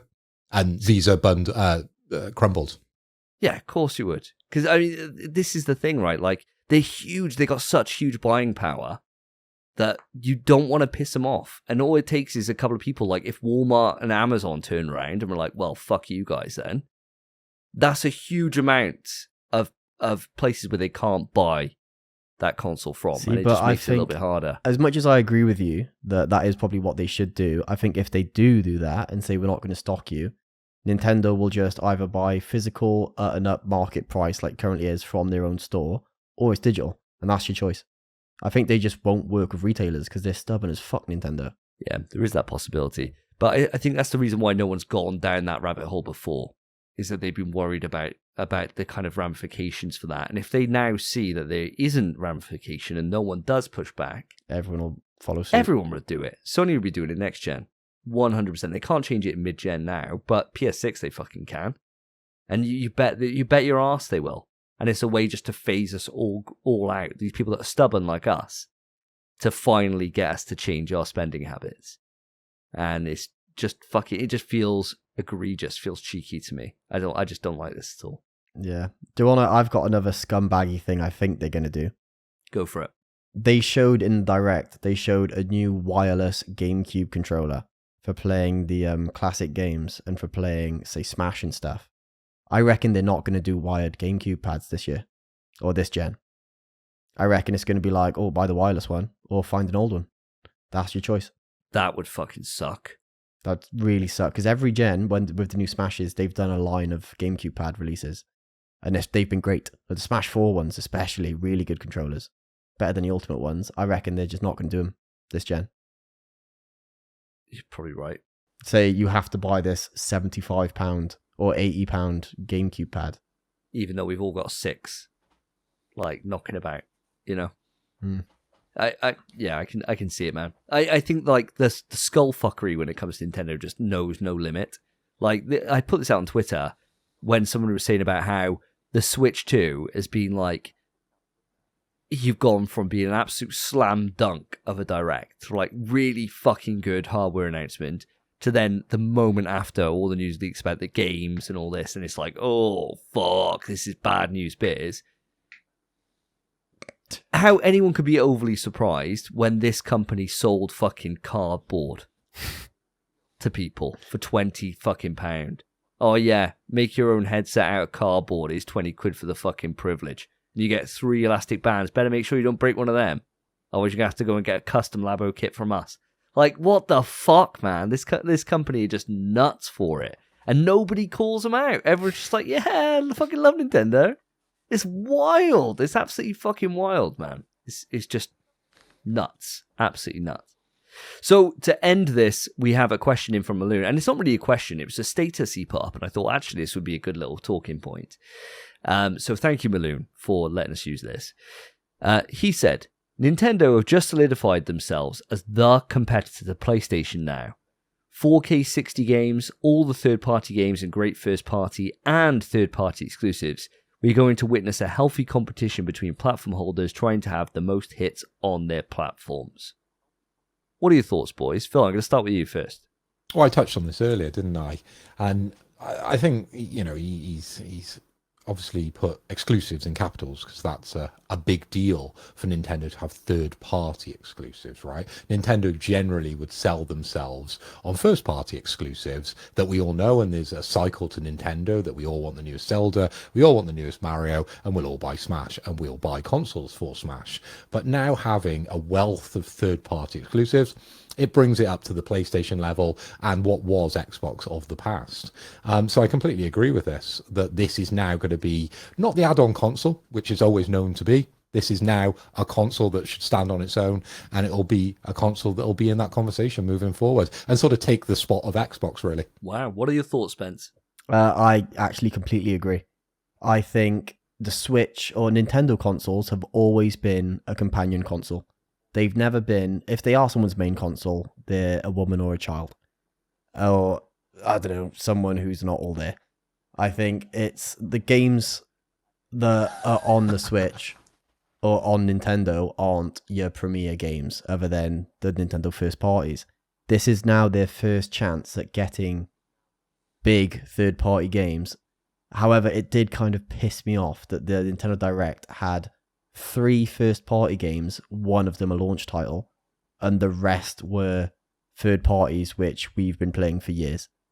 And I was a bit like, that's a bit naff, and that's your big selling point. Oh, you can now play FF7 Remake Intergrade, which came out 6 years ago, 7 years ago. You can now play Cyberpunk, which came out 5, 4, whatever, however many years ago. You can now play Elden Ring, which came out a few years ago. Great, I think. Is that great? It's a bit weird, but the Duskblood news of getting third-party exclusives and obviously Nintendo first parties is pretty big. I think they are now actually a potential competitor depending on how powerful the console actually is and how it runs these games. Because it's not Elden Ring they have, it's Elden Ring Tarnished Edition. What does that mean? It probably means it's 4K 60, sure, same as it is everywhere else. I think it's going to have proper downgraded textures and shot rendering distance. And just to get it to work on handheld, it's going to be a much smaller version. It's like when Call of Duty used to release on big consoles, there would be a companion version for the DS, which would be like Call of Duty 5 Mission Intergrade or something it'd be called, and it was a completely different game developed by a different studio with the same name. I think that's kind of what they're going to get. It's going to be the same games as us, just slightly worse looking versions or slightly worse frame rates. And sure, you can play them there, and now it is a competitor, but you're getting a lesser version of that game. I might be wrong, and they might play 1-to-1 the same as ours. I'd be really surprised. No, FF7 Intergrade is 1080p 30 with frame drops. Come on. Dude, I completely agree with you. I think that I think calling this a competitor at the moment is a stretch. Only because, right, I think that, yeah, they'll have ports. They won't have ports for all the games. I don't think that's going to be a thing. It's certainly, there is still a power difference between the PS5 and the Switch 2. Even though it outputs at 4K, cool. That's not everything. The output is not everything. Like, there is those fucking games on the PS5's launch date that said they were 8K, right? It was a little fucking block game. Just because of the resolutions there doesn't mean the graphical power and the fidelity is going to be up there, right? It's just not going to be. It's just not as powerful. Gran Turismo looked good on the PS5 Pro though, didn't it? Yeah. 8K. I don't still haven't seen it, mate. It's a rumor as far as I'm concerned. That's also a different console. That's the Pro. Yeah. So I think no, in a way, it's always has been. Nintendo has always been the competitor, but it's just never been viewed as the competitor because it's always doing its own thing. It's a slightly different market that it's going for, and it's not competing for that high fidelity gaming experience. I don't think the Switch 2 is either. And it's important to note that this is the new console generation for Nintendo, but we are 2-3 years away from the PS6, which will then be the new version of the PlayStation. So at the moment, there's a difference in power between the two. We'll have to see games side by side. I'm sure Digital Foundry is going to be all over it to see what the kind of difference is here and how much impact it has. But looking at the way Hogwarts Legacy was shown, it didn't look as impressive as it does on a PS5. So you can definitely say there's a difference there. I think that for the next few years, you may see certain games that are ported over straight away. And probably the majority of games will be ported over straight away. When you get PS6, it's going to be just like with the Switch now. When we look at the Switch and it looks fucking old as shit. It's going to be exactly the same thing because they're just releasing in the, PS5's been out, since 2019 now? 2020, right? 2020, I think it launched. And so if we're 5 years in, coming up, we got 2-ish left before PS6, which sounds sad. I don't want to see it go just yet. But you can start seeing those rumors in probably 18 to 24 months. I don't think it's going to be still viewed as the competitor. I just don't. I really don't think it is. I think they're going to do their own thing. I think they're going to be hugely successful, just like the Switch 1 was. No reason to say they're not going to. The only thing that could fuck them over potentially is these pricings and making it a little bit less affordable for parents to go out and buy them for their children, or for myself, where I got 3 Switches at home. 3+ Switches at home, I think I'm at 4. That's not going to be a reality at £450. It's going to be one that people play off, right? I can't imagine it being like your kids having one each, like there is with the Switch at the moment. So that may hurt their sales. I don't think it's going to be a true competitor in the sense that you're making out, Balloon. I really don't. But time will tell. I've got one tiny little bit I can add, which is just Digital Foundry have already done some stuff at a hands-on event. Oh, yeah. And already got some stuff. So Cyberpunk in docked mode, so in the actual dock, it's got a dynamic resolution, as does everything now. So to keep the frame rate, the resolution will drop. In order to keep 30 FPS, and it still dropped sometimes, in docked mode, it would change between 720 and 1080p. And apparently at one point was even seen at 540p. And that's to get 30 FPS, which apparently it can't maintain. It dropped to 24 sometimes. It is early days, and it's not an exclusive for Nintendo, is it? I'm trying to look at a positive angle of this. I know you guys are punching down. But you've got to think if they're developing, first-party games and third-party games, which are exclusive and made for this console, then potentially these will run a lot better than a game which you've, introduced as being a relatively old game, which we've had on everything, including our microwaves. Well, Cyberpunk, to be fair, it's nuts, right? That game gets nutty. Especially on like high-end PCs, that game looks fucking insane, right? On PS5 Pro, it looks insane. PS5 looks decent, right? It looks good. Had performance woes for a long time. I think they've all been rectified now these days. But it is a complex, giant game, even though it is older, right? I think it's a good idea to be able to see what this thing can do. I think for Nintendo's own first party, they're lucky that they rely on their art style. So everything's going to look great, and it's going to run fine. Like, I never look at a Switch game and think, oh, it looks like shit from the first party, other than probably the latest Zeldas, where the draw distance is fucked and the frame rate is bollocks, right? Yeah. But like whenever I think of like Mario or something, it always looks very vibrant and pretty and gorgeous, and that's carried by the art style. But when you're talking about like a fully kind of high fidelity looking experience that's going to be on PlayStation and Xbox, it's going to have to take some cuts to be able to run on the Switch. It's just the reality of it being a hybrid console that's both dockable and take on the go, right? You can't have everything. That's just the reality of it. But I don't know how much that will take away from Sony's lunch. I don't think it would take away an awful lot at this stage. I think the people who want the PS5 want that kind of that more kind of pure experience, I suppose, without going all the whole hog and going to a PC. And that's the way it is. But guys, that was a lot of conversation on the Switch. Big old deal. First bit of hardware we've had since the PlayStation 5. That's so it a lot of fucking talk. Audience, hope you've enjoyed it, and we're now going to move on to the next topic in Death Stranding 2. Stop! Topic time! And welcome back to the topic, and today's topic is an absolute juicer. And you may notice, listener, that yes, the first half of the show was a recording that was done remotely. And now here we are on the eve of the fucking big quiz, baby. And we have been joined by a guest that it is actually a second time here, Joe. It is Joseph Thomas, aka Dayman, your second time on In PS We Trust. Welcome to a very elite club. Thank you, guys. Woo! Thank you. Welcome. And listener, you may think, oh my God, so we've gone from having no other presenters other than one to then having an extra presenter here and the usual cast. And that's true. You are getting spoiled rotten today. And Joseph Thomas is here for one reason only. He likes a beer.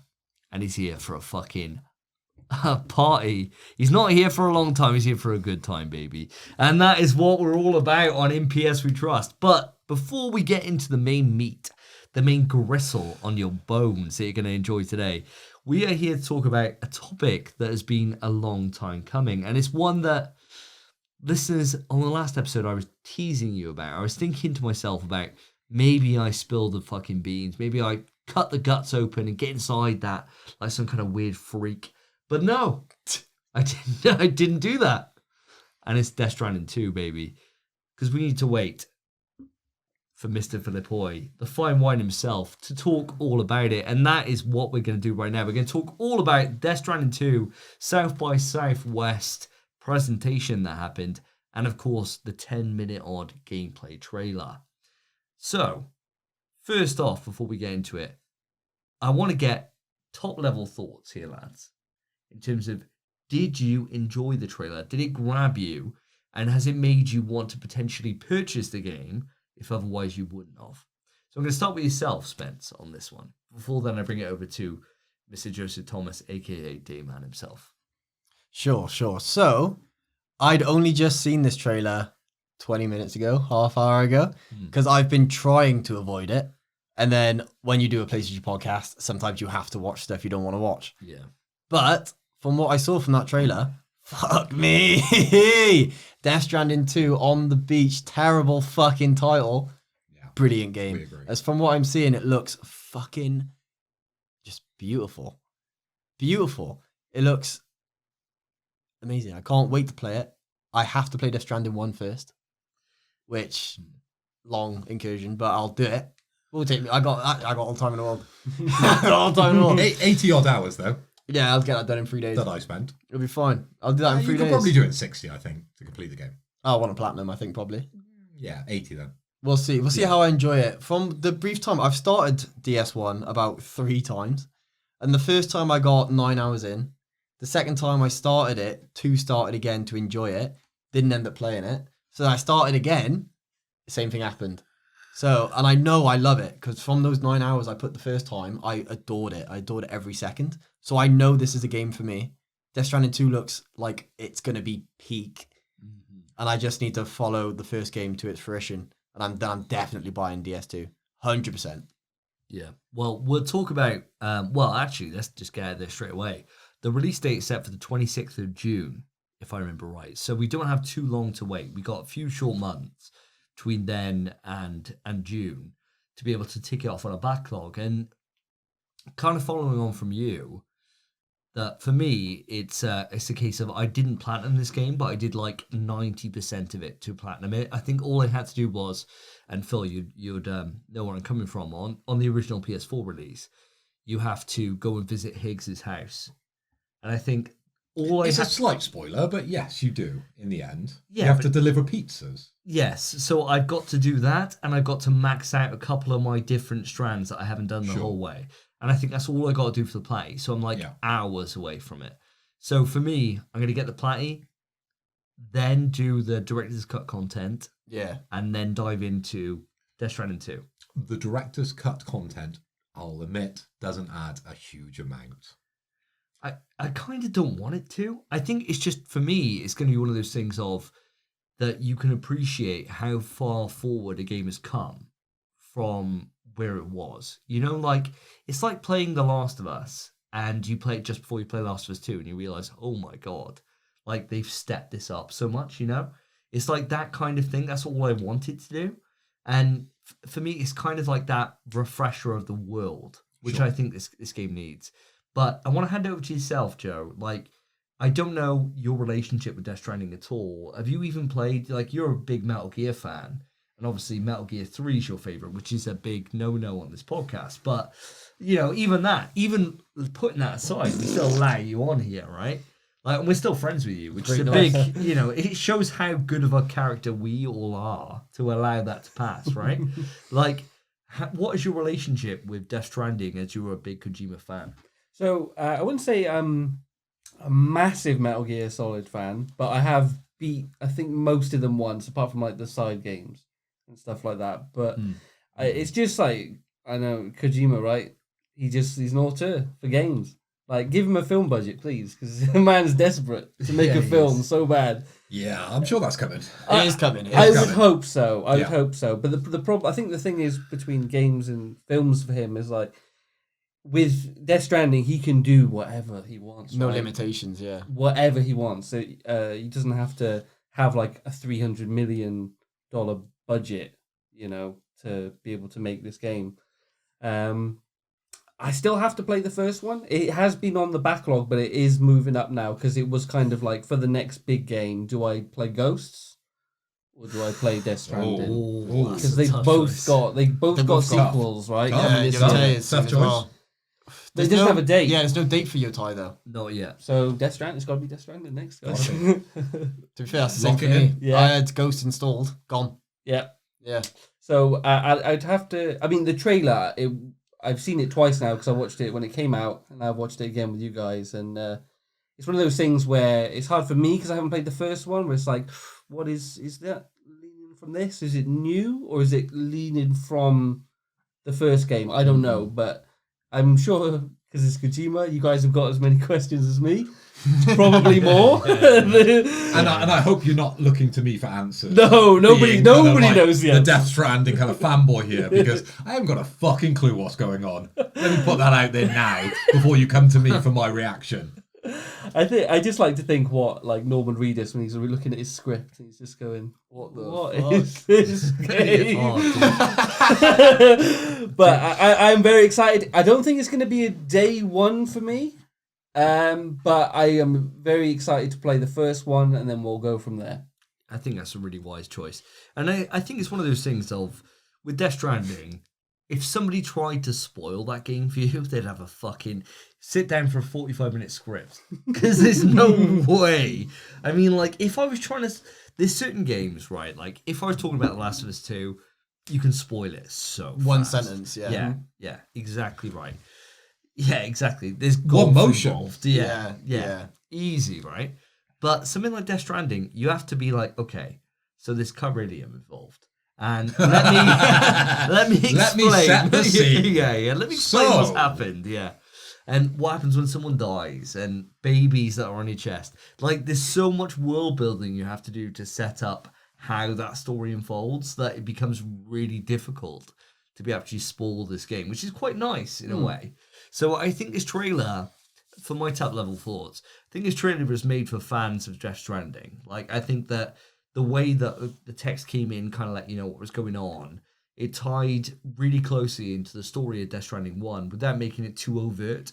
So I think for those that haven't played it, they wouldn't understand and it wouldn't be so kind of barrier breaking to make them not want to play the previous one.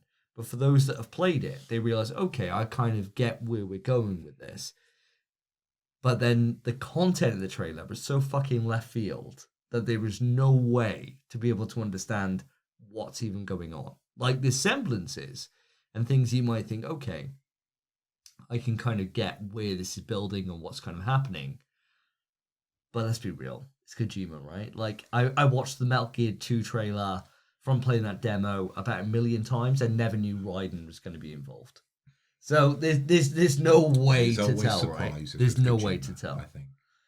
But for my top level thoughts, I was really impressed by it. I thought the vistas were insane. I thought the Decima engine doing fucking a lot of heavy lifting.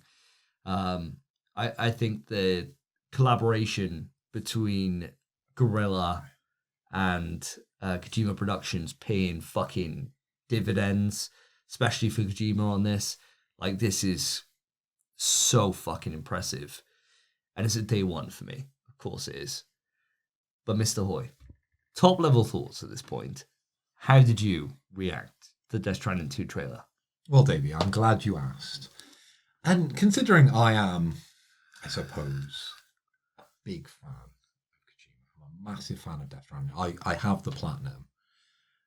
Leading up to this, I was very, very excited.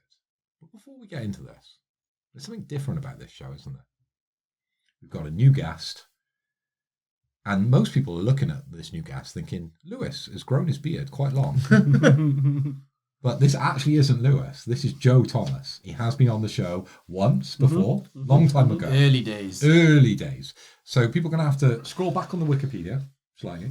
Mentioned all the fucking time. Mentioned Yeah, all the yeah, time. I have mentioned a lot, Constantly, actually, yeah. There's quite a few people that are mentioned but never seen. Willard's never seen. That's He's true. mentioned quite a lot.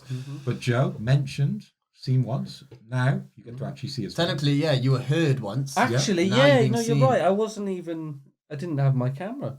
No, So I had just the RE4 inventory slot over. You had a little picture in. So welcome to the show. So Thank you. I'm sorry. Congratulations Thank you. for making it on screen. Yeah, Spence, you are right. It's time to hit the button. Oh, what? I hit the button? Yeah. Oh, Immediately, bro. Where's the short glasses? Did I bring them in? The new ones you did, yeah, 100%. 100%. I saw them. Here. So it's sorry, a bit different to how this usually is. Whereas Lewis, when he's on the show with us, doesn't drink. Dayman wants a drink, yeah. and he's just hit the button immediately. One of the first things he I said. can't go too long without mentioning Pete, guys. Do you have a squirt? Yeah, no one else will hate drink that, it. man. Yeah. I hate that so much. Yeah. How many squirts do we say in, Phil? You're in. You can be in charge of this. How many? I promise you, if you put the Jaeger on the put on the that table, on the table. and then lift the shot glass to it, it's a lot This will easier. all be edited out, but I would. Nah, we leave this in. It's a big quiz. All right. Free. Oh, you just shot in straight Jaeger. There's no nothing Jaeger in bomb. there. Oh, yeah. There, Yeah. there. Fucking It's about halfway. That's Yeah, fine. yeah, that's about a single. I wouldn't have Yeah, agreed to Jaeger. Mate. chin chin, chin chin. Congratulations. Welcome to the show. Welcome. That's a brawl start. Oh. We've all been there. Not me. Oh, lovely. It's not very nice. It's horrific, man. Well done, mate. Well done. So that's what happens when you join the show. You almost get set up in a way. But welcome to the show, Joe. And I'm Wait, really he's watched interested. 100 episodes. He knows. Yeah. 109 now, 110 actually. You did the 110. solo episode. 110. Very, very good. But my thoughts on Death Stranding, let's bring this back. I was very happy with it. Top level. Top level, Yeah, very yeah. happy. Yeah, right. It was all the weirdness that I expected. And I was fully erect for the 10 minutes, 12 seconds that I think the trailer was on for. And even when we rewatched it, it wasn't like slipping into an old lover. It was a new experience. I saw new things within that pleased me every single time. And I absolutely love it. I cannot wait to play the game come June. And I've already pre-ordered this game. I was over in Las Vegas last week, and I actually had to wake up at 3 o'clock in the morning to be able to order this on UK time. So that's how much dedication you have here within me for Death Stranding. And I think on that note, I think it's probably worth segueing this along. Obviously, with the pre-order bonuses, there's a couple of different editions that you can have. So there's a standard edition, there's a pre-order, the kind of digital deluxe edition, and there's a collector's edition, of course, which comes with a Magellan statue. Which one do you go for, Phil? Obviously, I went for the top of the line Magellan Yeah? Oh, statue. yeah, nice. Oh, Now, yeah. I don't truly I didn't believe leak, by the way. that Collector's Edition is that incredible. Like, I haven't played the game yet, so I don't know the significance of this character. It looks fucking cool in the trailer, right? And there's obviously lots of references to Solid, obviously connected to that. But do I look at that and think I would love that on my shelf? If it wasn't Death Stranding, probably not. But then equally, would I have wanted a baby on my shelf before Death Stranding 1? No. Equally, no. Definitely not. Because I think that's fucking weirder. Yeah, much weirder. So let's play the game, and then I might look back on that as a very wise purchase. Because let me tell you the story about me getting the Collector's Edition for the first Death Stranding. I played it quite late on, and I fell in love with it, and it quickly became my favourite game of all time. It spoke to me on so many levels, and yeah, I mention it probably on every single show, at least once or twice. A couple of references to you about 11 movie Wazoos. Wazoos, And such. yes. I chuck a couple of those in from time to time. But I actually bought the Collector's Edition when I was over in the States a couple of years later after it was released. And I was hunting around trying to find this Collector's Edition. It was very, very expensive. And I got it shipped to me when I was over in the States. And I had to sacrifice buying things when I was out in Florida to have the suitcase space, because it's not only just a baby in a jar, it's a fucking suitcase as well within that. It's massive, that Collector's Edition. So I'm a little let down with what you actually get. There's some nice stuff in it, of course, right? You get some DLC bonuses, which I don't fucking care about. No one actually does. No one who actually plays video games really cares about that stuff, because no one really wants the fake head start with it at all, and I definitely don't, and I won't use those anyway. The statue's great, and there's a little thing from Kojima saying thank you for buying my game, and there's a little Dayman statue. I think out of all of them, the Dayman statue is probably going to be the thing. It's a keychain, though. Yeah, keychain. The little thing within it, the little keychain, the thing within it. I think that's going to be the thing that I'll probably treasure the most and probably hold with me. But it all depends how great the game is. We'll just have to wait and see. Dude, I completely agree with you. So I looked at the Collector's Edition and I thought, right, well, as much as it's become your identity on this show, right? Like my identity. It has though, right? Like I don't know if it fucking has, man. Like it has. Yeah. As much as it is, I fucking loved this game too. Like I really enjoyed it.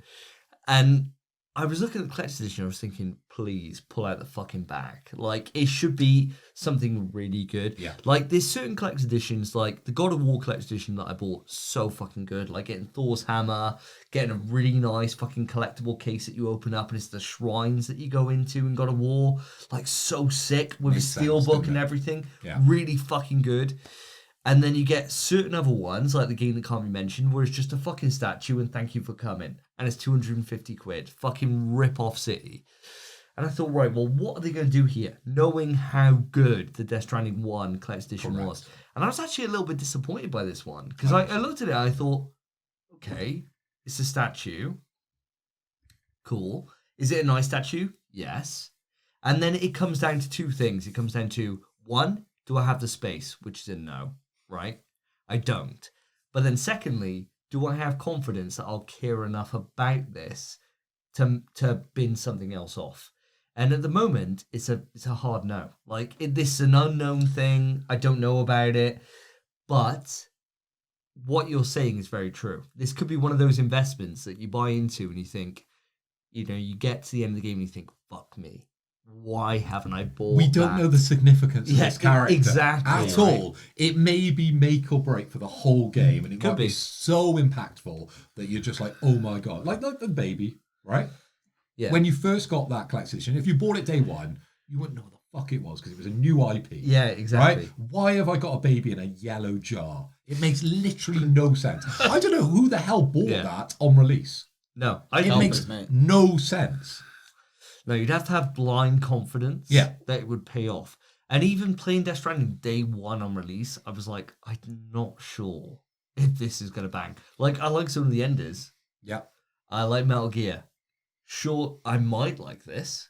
I didn't know. You should like this. Yeah, but I didn't know. It's a walking game about delivering parcels. I had no I had no idea if I'd enjoy it or not. With very little combat. yeah, very little. Very little combat. And so I was like, I don't know. I'm not going to put down 150 quid, whatever it was at the time, and take the fucking punt on it. Whereas going into this, I've got more confidence that, yes, I would love this fucking game. I'm going to love it. But then it's a case of, do I want this character on my shelf. And that is also the curse, because every time, outside of God of War Ragnarok, every time I've bought a collector's edition for this generation, I haven't enjoyed the game as much as I did for the previous one. Thundertusk. So Horizon 2, Yeah. didn't enjoy that as much. Spider-Man 2, not as good as the original. I think we all agree on this. I don't honestly, know. I might disagree. what, you think Spider-Man 2's better than the original? I don't know. I Story-wise, really have to, definitely not. No, but gameplay is so good in Spider-Man 2. Like, Yeah, but it's flying over. through the It's world. over so fast, dude. It's over so quick. Well, you got to think, for me especially, I platinumed it. I put it in my game, and I didn't put it down until I platinumed it. It was faster for me than anyone so else in the world, quick, man. and I adored every second of it. That flying through the world. I got the platinum, and I kept it installed for another 4 months because I loved it. Yeah, I get that, but I mean, like, for me, I look at those and I think, okay, yeah, I got the Thundertusk, like, class. I got it up on the fucking. But It does also- look class, though. It's the Thundertusk. great. It's a Like, great. I really like that statue, but the game was lacking, right? I really like Venom as a character, if we're assessing collector's edition that characters. statue is nuts. The statue is amazing. I look at that quite often and I So think that good. is amazing, but it doesn't Great. it outshines the game. Yeah, the game's. Yeah. The game, Craven was the best in that game. Yeah, Like, hands down. but that's just because like Venom would have been better if he just got more screen time. Yes. That's what it was. Just save Yeah. it for another game. Yeah. Just don't rush it. As we've spoken about ad nauseum on this show. I did have 2 questions about Death Stranding too for you guys. You said you pre-ordered it. Correct. You haven't? I haven't yet, no. Have you booked time off work? I haven't, no. No. Haven't booked time off work. But I'm quite glad people that I work with don't actually listen to this podcast because I vastly work from home a lot of my time. Oh, I see. So it shouldn't be too much of an issue for me to be able to play said game. But we'll see. We'll see. If the subscriber base jumps up a couple of notches, then maybe I'll book some time off. No, but I think that's a really good point. It's one of those things of I think I actually might book time off for this. Like I don't think you might. need You to tend with to, this though. type of game. You tend to as well. You have a habit of that. For I big like it. releases. Yeah, I think How are you going to ever get spoiled by this game? it's Even not if that. someone plays before you. No. The reason to book time off is because you don't want to get spoiled, right? Not How would you necessarily. get spoiled by Death It's Stranding? also to feed your excitement. Yes, exactly right, Spence. So it's one of those things of it's making sure that when on release date I got the problem is, and this is a me problem, listener. So you're probably thinking, oh, Davey, you're getting old. You're getting old, John. Mate, you crack on. One of those things, right? But like, I've got a lot going on all the time. So if I can plan in advance, be like, right, I'm gonna make sure that my ex-wife has my son, that Karen knows I'm not involved, I'm not around. I can have potentially 2 or 3 days on my own.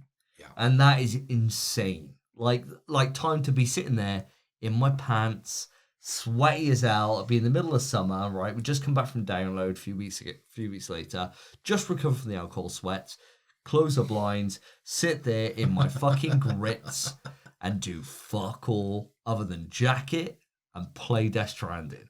What a fucking time to be alive. Like, what a time to be alive, boys. This is what I need. And I this may be a fucking choice for me because I don't think there's a single game this year that makes me want to book that time off apart from this. I can't think of another game. Like, Ghost, will I book time off? No. Like, yeah, I enjoy it, but I didn't think it was Game of the Year that year it released, right? I think it was Last of Us 2. But this was the Game of the Year on the year released. So you'll book time off to play it, but you won't buy the collector's edition. It's a weird No, kind of it's like just- standpoint, isn't it, really? Because I'm buying the collector's edition, but I won't book time off for it because ultimately I'm not You don't really need to. scared to, be spoiled by the game because it's going to be a long game. And we all know it's going to be a slow game, the pace of it. Although, looking at the trailer, there's hopefully going to be a lot more action in it, right? There's a lot of scenes in Norman Regis with the machine gun, and probably we're delving a little too deep for this section of the show. But we're kind of opposites in that sense. Yeah, I think so. I think it just shows where we are in terms of our life. Like I've got a child that I have to look after. So even if I book time off, I'm limited between the hours of 9 and 3, right? So even if I book a day off, I know that between 9 and 3, I'm good to go. But then after that, from 3 until 8, when he's in bed, I'm full parent mode, and then I'm back again.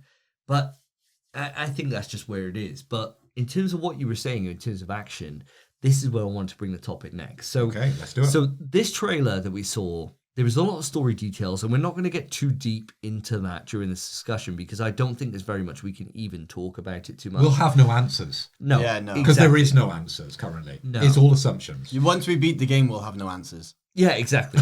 Yeah, we will. 100%. Yeah, we will. ask us again. Yeah. Yeah. You could be the biggest fan, but still not understand. Yeah, not a clue. You could be him. He doesn't know what he's making. Dude, if the audience told us to do a spoiler cast of Death Stranding 1, 6 hours. oh, it'd be And impossible. you'd finish it being, what? I just love the idea of him. He's like, okay, son, you must go over here now. I need to play a game where I'm looking after a kid instead. He's rocking his controller rather than his actual son. But I think I do lean more towards with Davey, just because Death Stranding, even though I could be completely ignorant to this, it seems like a game where I can't just jump in for like an hour or two. No. Yeah, It needs to be 3+ in one needs to be go. enjoyed. Because you'll get over like a mountain and it's like, oh, there's a new whole area. It's like, oh, I gotta go to bed. I'm not entirely sure about that because my playtime is very different to Davey's, right? Once Davey gets on, he plays for an extended period of time. Mm-hmm. I tend to do short bursts. And I really vibed with Death Stranding because I could jump in and just do an A to B. And I could enjoy that A to B. That's right? good. That's good to know, actually. And like, I understand that I want to go to C, but that brings me back with Death Stranding. That's a good point. And that was kind of my experience with 1, for sure, because I only jumped in for short periods. So yeah, it's always a bit weird. Like I'm 6 hour stint, so from the time my son goes to bed 3 times a week, that is just me. And it's always the hard thing for me is that I begin a game and I always get like, especially when I finish a game, I always get this weird moment where I'm not sure what I want to play. It's like kind of like a weird kind of anxiety. It's kind of like how when you flick through Netflix and you can't quite decide the film you want to watch or something. I always get that kind of moment. And then as soon as I get into an experience, I start it, I never want to stop. And so I get this moment where like I'll play from 6 until 2 and I'll forgo sleep and I'll do that as much as I possibly can until real life starts beckoning. So until like until my work really starts booting up, or I got like my son kind of have to do school runs or whatever it is, right? And so for me, that's why like booking time off at these seminal moments where like I know I'm going to vibe with something just gives me that opportunity to really connect to something on a deeper level compared to starting something and having to put it down. Like Suicide Squad, for example, it was a 7-hour experience. We played it over 3 days, like 3 gaming sessions, 3 or 4. Yeah. And yeah, it was, I mean, the game ultimately was what it was, right? But it was still one of those things of, if we'd done that in 1 day, which we could have, it wouldn't have been better. It'd But- been worse, I think. It probably would have been worse. That ending, fuck me. Yeah, probably would have been worse. But I would have, it's one of those things of, I didn't want to stop. Every time we played it, it was like we had to stop because of something. Whereas my mind was like, let's get it done. we could do one more. Yeah. We could do one more, you know? It's that kind of, and it's a bad mindset to be in sometimes. Makes complete sense, right? So we all know Death Stranding is going to be a huge experience. It's going to be AAA. There's going to be a lot to take in, a lot of story, and a lot to process, okay? So the way I handle it, short bursts, apart from probably the start and the end, and then you really indulge. But with Davey, he's 6-hour sprints, okay? Coming over to yourself, Spencer, because you've been quite, I don't know, we want to bring you into the conversation a little bit here. How are you going to handle Death Stranding as someone that's sort of new to it and only experienced a small amount? How have you been playing Death Stranding 1? Well, I know what I'll do, which is what I do with every game when I'm in it, which is I'm going to play it for about 16 hours in one burst. And then And try and get the platinum? probably not with Death Stranding. You won't. But at least my experience with, say, like Astros and Spider-Man 2, I platinumed those without putting it down, both of them. I started it and I kept playing until I got the platinum. Death Stranding 2, I'll try to do that, even though it's You're impossible. like, you've got to hit it as hard as you can. Yeah, otherwise I'll put it As down. fast as you can. I know myself. I'll put it down otherwise, and I won't pick it back up. Yeah. I have to balls deep. I have to chuck it in her and fucking spaff as much as I can. Yeah, if I don't, I'm putting her to bed and I'm leaving. So I'm going to get some milk. I've got a fucking. I need to get it done. He's got other kids to see. So many. I need to play it for like 16 hours, go to sleep, wake up, and get straight back on it every day until I'm done. Well, you wake up ready to go, right? Every day, yeah. With these type of games. Yeah, well. Because you dream about them. You fascinate about them. I don't dream, right? But yeah. You don't dream? Never.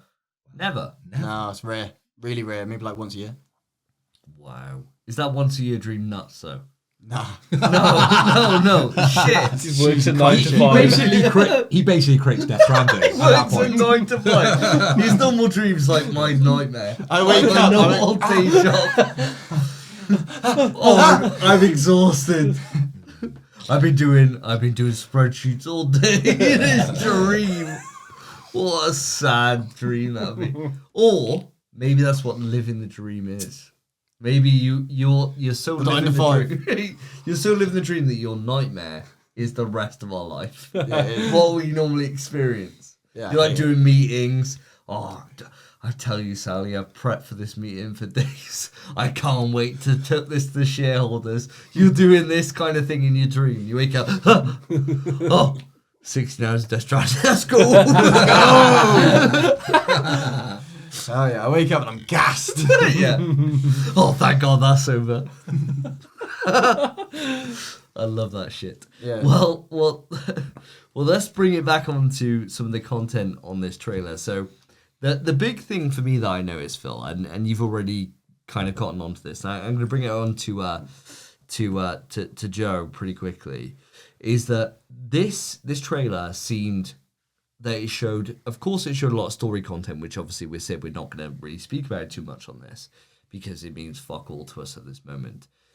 But one thing it did show was automatic weapons, which was not a thing in the original game. So the original game had a lot of bowler. It had like the bowler weapons, which was something that I use very often. Of course. The bowler shots, to be able to just, I suppose, for the audience, if you don't know, apologies. The original game was very adamant about how you do not kill people because when they die, they explode. Right? Yeah. It's a negative. Yeah, I got that. It's a negative. Yeah, I know about that. It's a very bad thing. Like, people just explode. It's a thing. And it's not like a grenade. It's like it's a nuke. Yeah, it's a nuke. Big. As much as the word death is in the title, it's bad. Yeah. You know, normally, you don't cause death. You don't want to cause death. Bowler shots with the boy, and they were certain tie your legs up. You'd fall straight over. Exactly right. Yeah. And you chuck piss or shit grenades at people, and everyone would have had a good time. And that's what the game was. This game, we see automatic rifles. We see it was very action-y focused throughout a lot of the gameplay sections of this trailer. Now, Joe, for yourself, for someone who hasn't played the original, when you watched that, did you feel like, oh, okay, this feels like kinetic, this feels like I want to get involved with this? Or did you not even notice that difference in how the original game was compared to this? Because you've been out of it. I did know that there wasn't much combat in the first one, so watching this new trailer for 2, it is quite interesting, because obviously, for people like Phil, Davey, it must be interesting for you guys more than myself that the first game is one thing and the second one is this entirely new beast, right? It's the same universe, it's the same creator, same team, everything like that. But it does seem, like it's got more action set pieces. Although it's hard to say without playing the game yet how much that is just for the trailer to get hype, to show action. You got to have, these things versus the actual game. But we'll have to wait and see. But it does look, what's the word? Like it looks like it's not a new thing. It looks natural to the actual game itself. Yeah. Like it doesn't look like this whole new big thing that's only in 2. Had I not known about the combat in 1, it would just look like it was part of Death Stranding 1. So it looks like it's well done, and it's hard to say without playing the first one yet, but it looks both satisfying. I mean, you were saying about the engine, it looks fantastic. I have to wait and see how the combat works in the engine, but to me, it all looks like it's going to be a really good game. Yeah, hope so. Fingers crossed. Spence, what about yourself?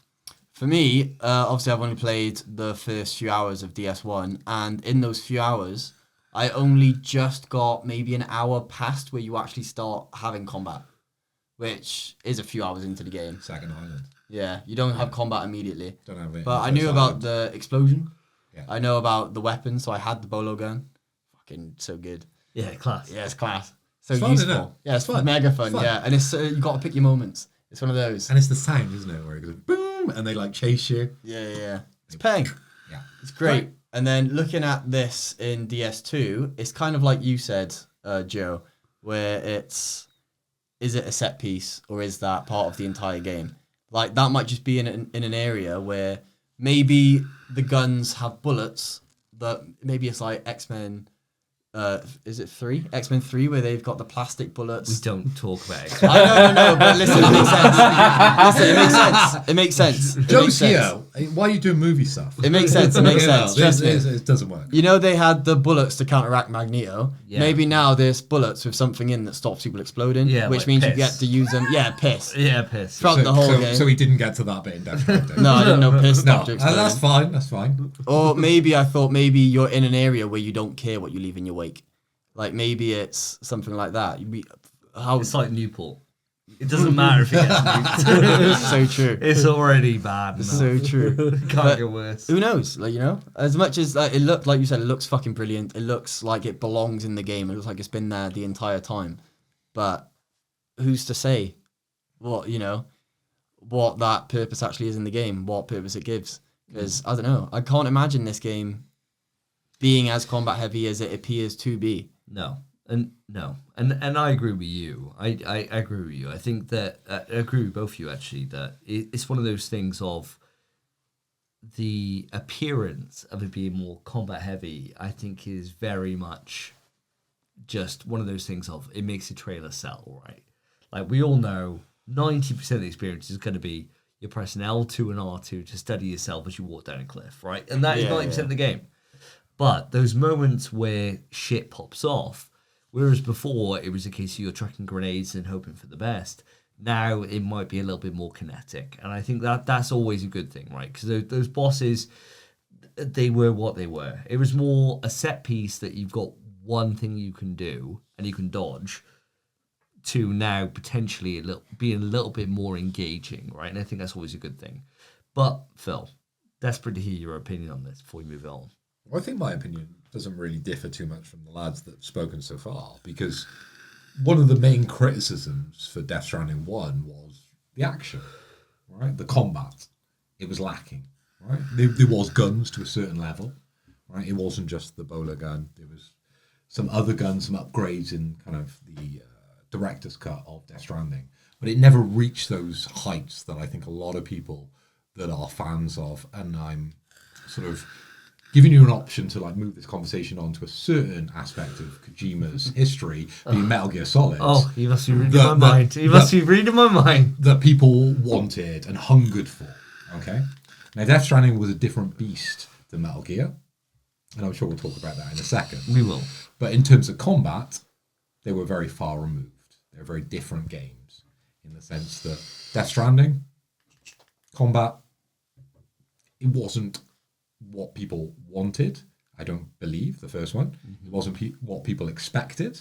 And I think this trailer tries to service that want for some sort of combat within it. Do I think it's going to turn around and be an action-based game? No. 100% no. No chance. I think they're just dragging you in. There's a little fishy on the end. It's waggling. And you're all biting as hard as you can for this. Because you want it. You need it. You say Kojima, you see action. And you're like, oh my God. It's not going to be that, guys. Let me promise you. It's not going to be that. You'll get little bits of it, as you did in the original. But it's never going to be what you want in terms of action. Well said. Well said. I completely agree. I completely agree with you. Well, before we move on to the final part of this, which will be the closing part, which is, of course, the Metal Gear Solid references, which, of course, I want to go off on. The elephant in the room. It is, I can't believe we got to this point. I know. And I've only just mentioned Metal Gear Solid. I know. I've been keeping it fucking cloak and dagger. I want to get, before we get into that discussion, because it could go off, I want to get your final thoughts in terms of we don't do this very often. We actually, I don't think we've ever done this. Yeah, like a pre-rate in terms of the actual like trailer, how it hit you.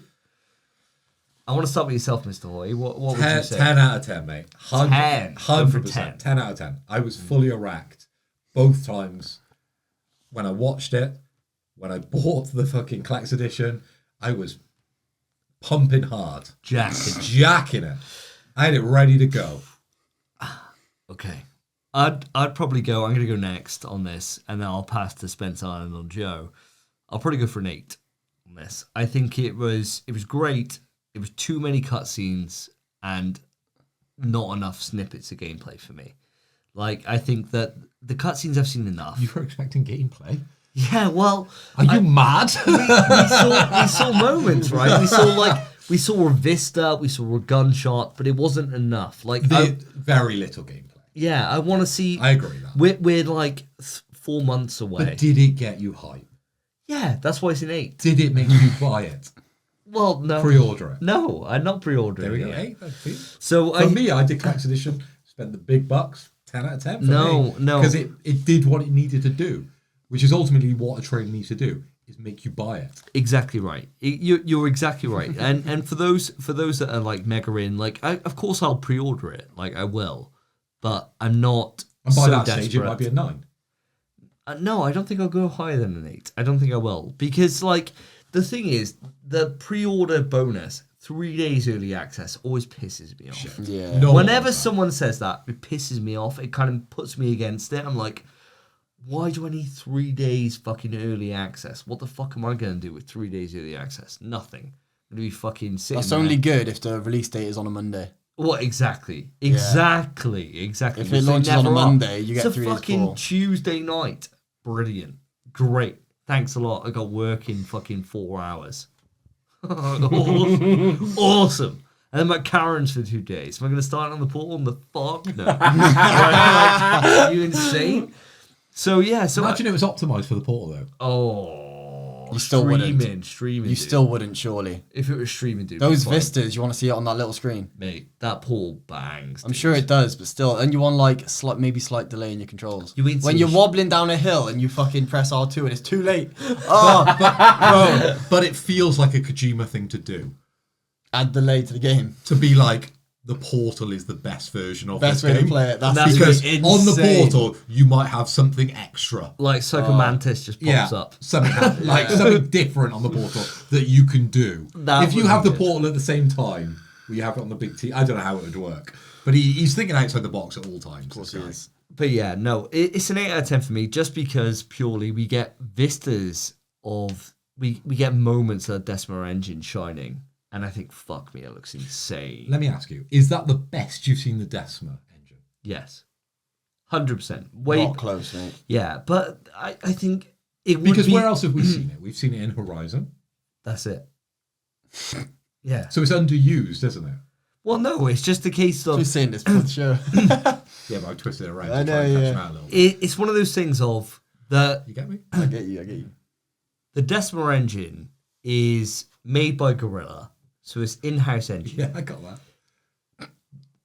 If it wasn't better, there would be problems. Of course. Forbidden West came out like 4 years ago. But that was not the best. It is the best version. It is the best looking game on the PlayStation. Agreed. I thought you said Returnal last time we spoke about this. No, Returnal caps I would 40p, never say. bro. I would never say Returnal. It was never Returnal. It was Demon Souls. Demon Souls. Then. Oh, Demon and that was my me correction. saying Demon Souls. My correction.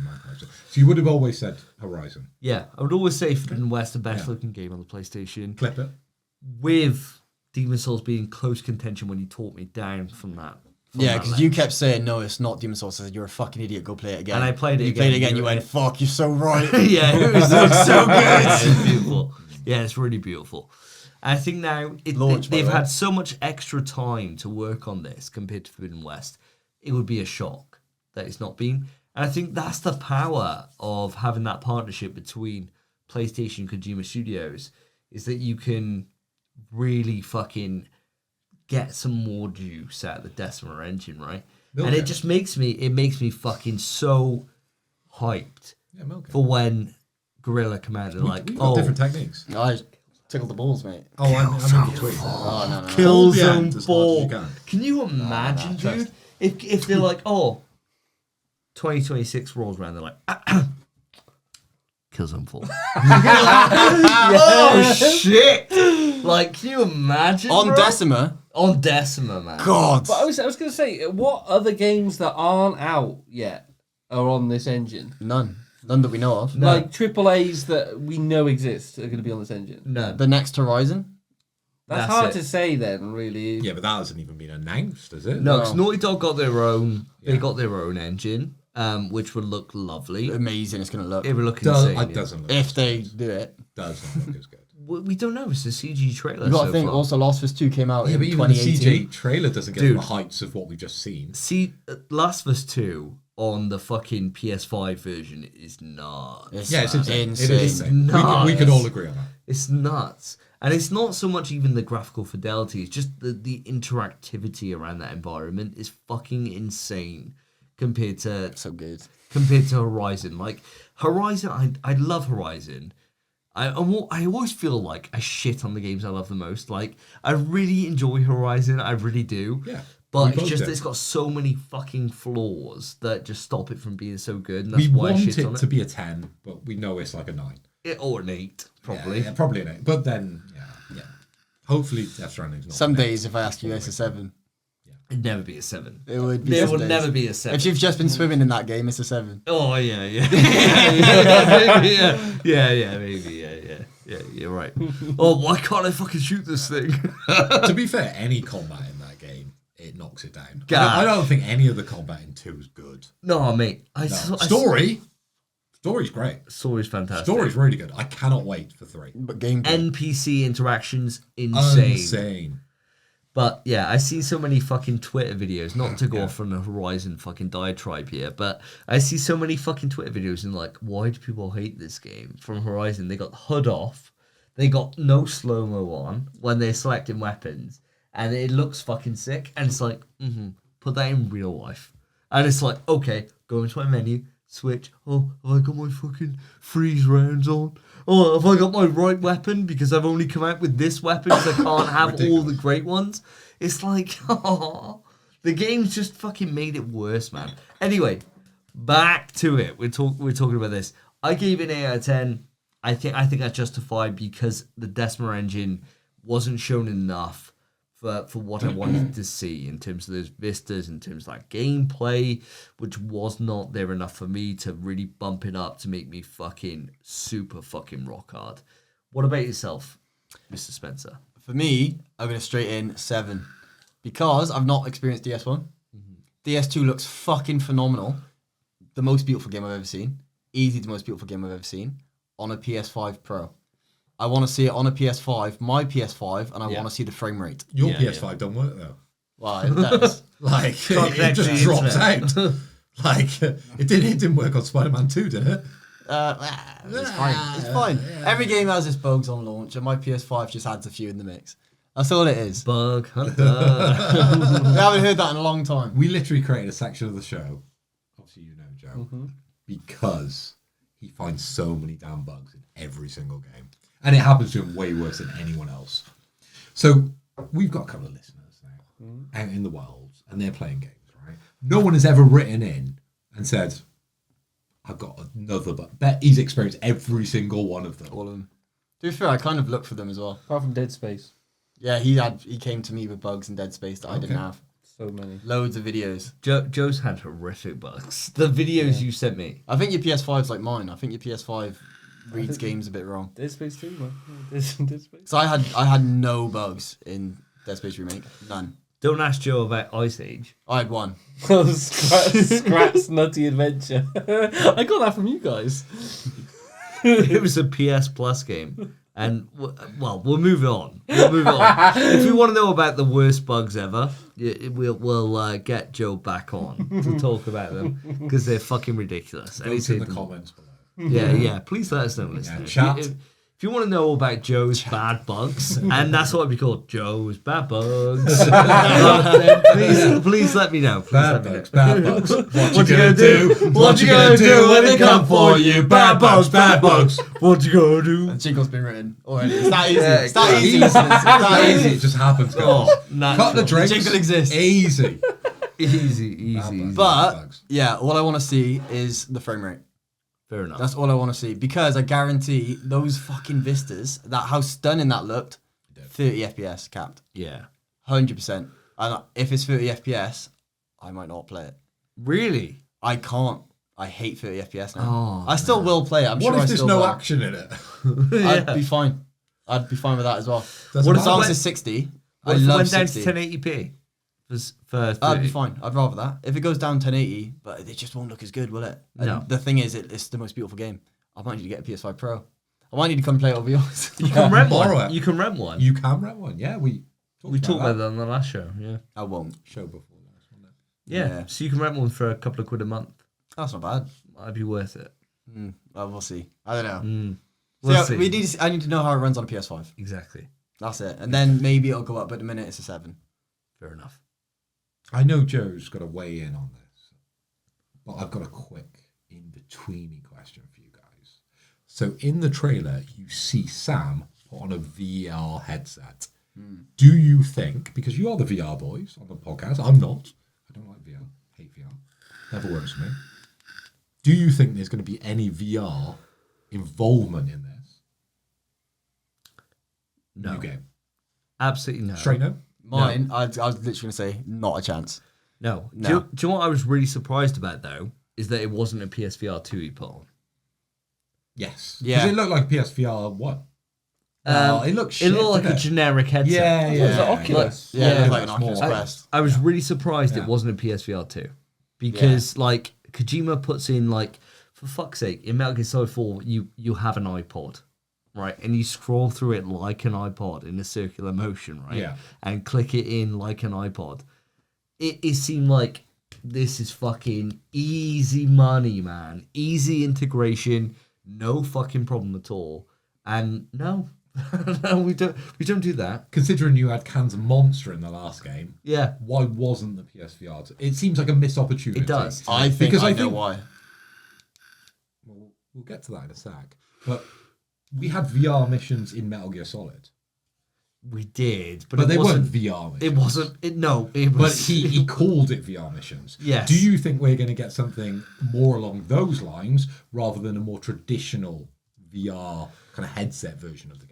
I think no to both. You don't I think we're going to get no, any of that? No, no. So why is he putting on the headset? To control What is the this? mech. wasn't it? just to be able to The show. mech wasn't controlled by him. It was controlled by Hartman. Oh, yeah, but that could just be for the trailer. Yeah, Maybe. I agree. I think. Kojima I'd cut be it, cut it surprised. in a different I'd be way. surprised. I reckon it's one of those Yeah. things that something happens to Hartman. Maybe he can't wake up, and Sam puts it on. That's all I think it is. I don't think it's anything more than that. I really don't.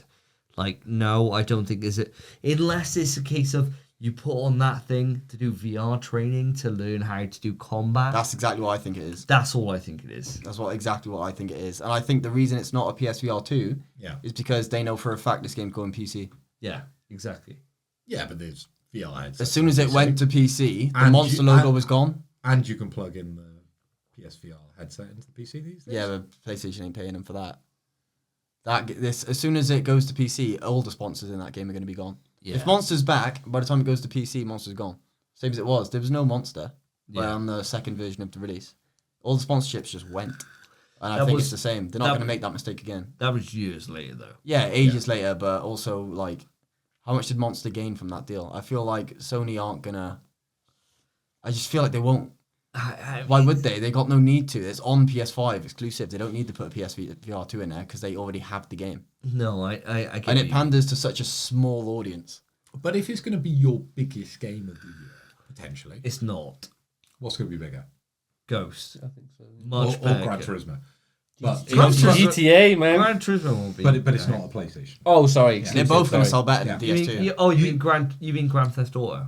Yeah. Yeah. You said Gran Turismo. Sorry.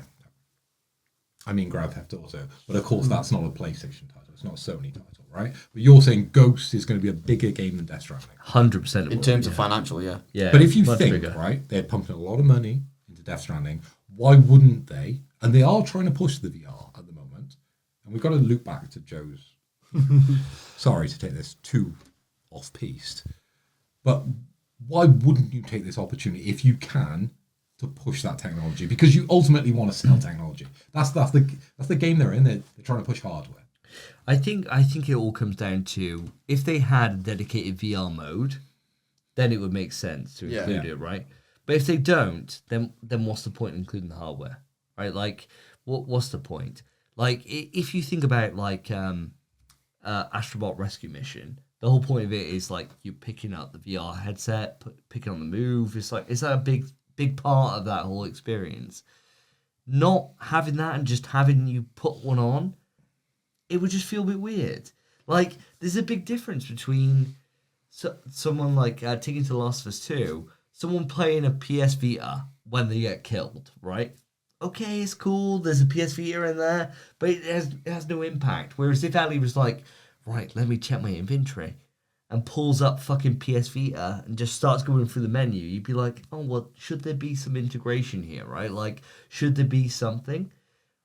I don't know, I feel like having it, if it was there, I feel like I'd expect more from the game. I'd expect it to 100%. deliver.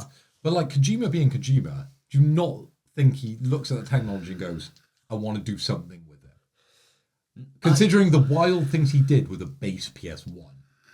And now he has the opportunity of VR. Do you not think he's going to think, if they plug this in, there's something special here? I think old Kojima, yes. I think these days Kojima, no. I think that he's got enough projects bubbling at the moment. Like, he's got this horror project that he's got going on that got announced a couple of years ago with Xbox, right? He's got that bubbling. He's got this. With that company that we don't talk about. So he's got a couple of projects bubbling. I think he's got enough on his plate that he doesn't want to just add more workload to his team for no. And as Spence said, what's the financial incentive for him? There's none, zero, yeah. And for Sony, like, what's the point? Whoever's going to buy, as I said a couple episodes ago, whoever's going to buy a PlayStation VR2 has already bought one. Yeah, they're not going to buy it because you see it in DS2. All right, guys, we've kept Joe waiting far too long. Kept you waiting. Agreed. I mean, are we going to talk about legally not Snake? In a second, but we want to get your rating, and then you can have first thoughts. Well, I think I'm leaning towards 8.59 more because it's gonna push me to play the first one than directly about the second one, if that makes sense. Yeah, it's the hype levels are bubbling, and it just makes me respect the fact that someone like Kojima can actually get this much money to do a project like this, because it's the only one, right? There's not another game that has someone like this, like a creative director, auteur, that has like millions of dollars pushed into a project. He's the only one, man. Yeah, and I like that he likes to sprinkle in little things that he likes. Like George Miller is in it, like director of Mad Max, and I think I saw Nicholas Winding Refn, who did like Drive and Only God Forgives, and like these other, like Neon Demon. He's like quite a crazy film director, and he's gonna be like a main character in this game. It's like no one else is doing that, and that's what's interesting about it, and that's what makes me think, it's gonna be a great game, and two, why have I waited so long to play the first one? Well, on that note, leaving aside all the directional or director influences that I have no idea who the fuck they are, guys, as Phil said, we got a lot of Metal Gear Solid references in here. First off, we get the bandana put on, right? Massive reference. But there is quite a number across this trailer. Now, the question I want to ask you is not so much in terms of how do the references make you feel, but I think, of course, we can unpack that. It's more so, what do you feel the significance is with him making these many references, with the fact that Kojima is bringing back Metal Gear, with the fact that Konami is bringing back Metal Gear with Metal Gear Delta happening in only a few short months? Do you feel that there's some hope that maybe Kojima's bridging across the gap, that he's still interested in the Metal Gear Solid franchise? Or do you feel this is just something to be able to win a few fucking Twitter posts on the internet? Spence, going to come across to you first. See, I don't have too much to say. Shock, because, I'm not an MGS guy. I'm not even a Kojima guy, really. I played one of his games. One. Unless he did... 6 out of 10. Yeah, 6 out of 10. Well, that's bad still. Best game on the PS1. Ridiculous. So there was nothing else on the PS1.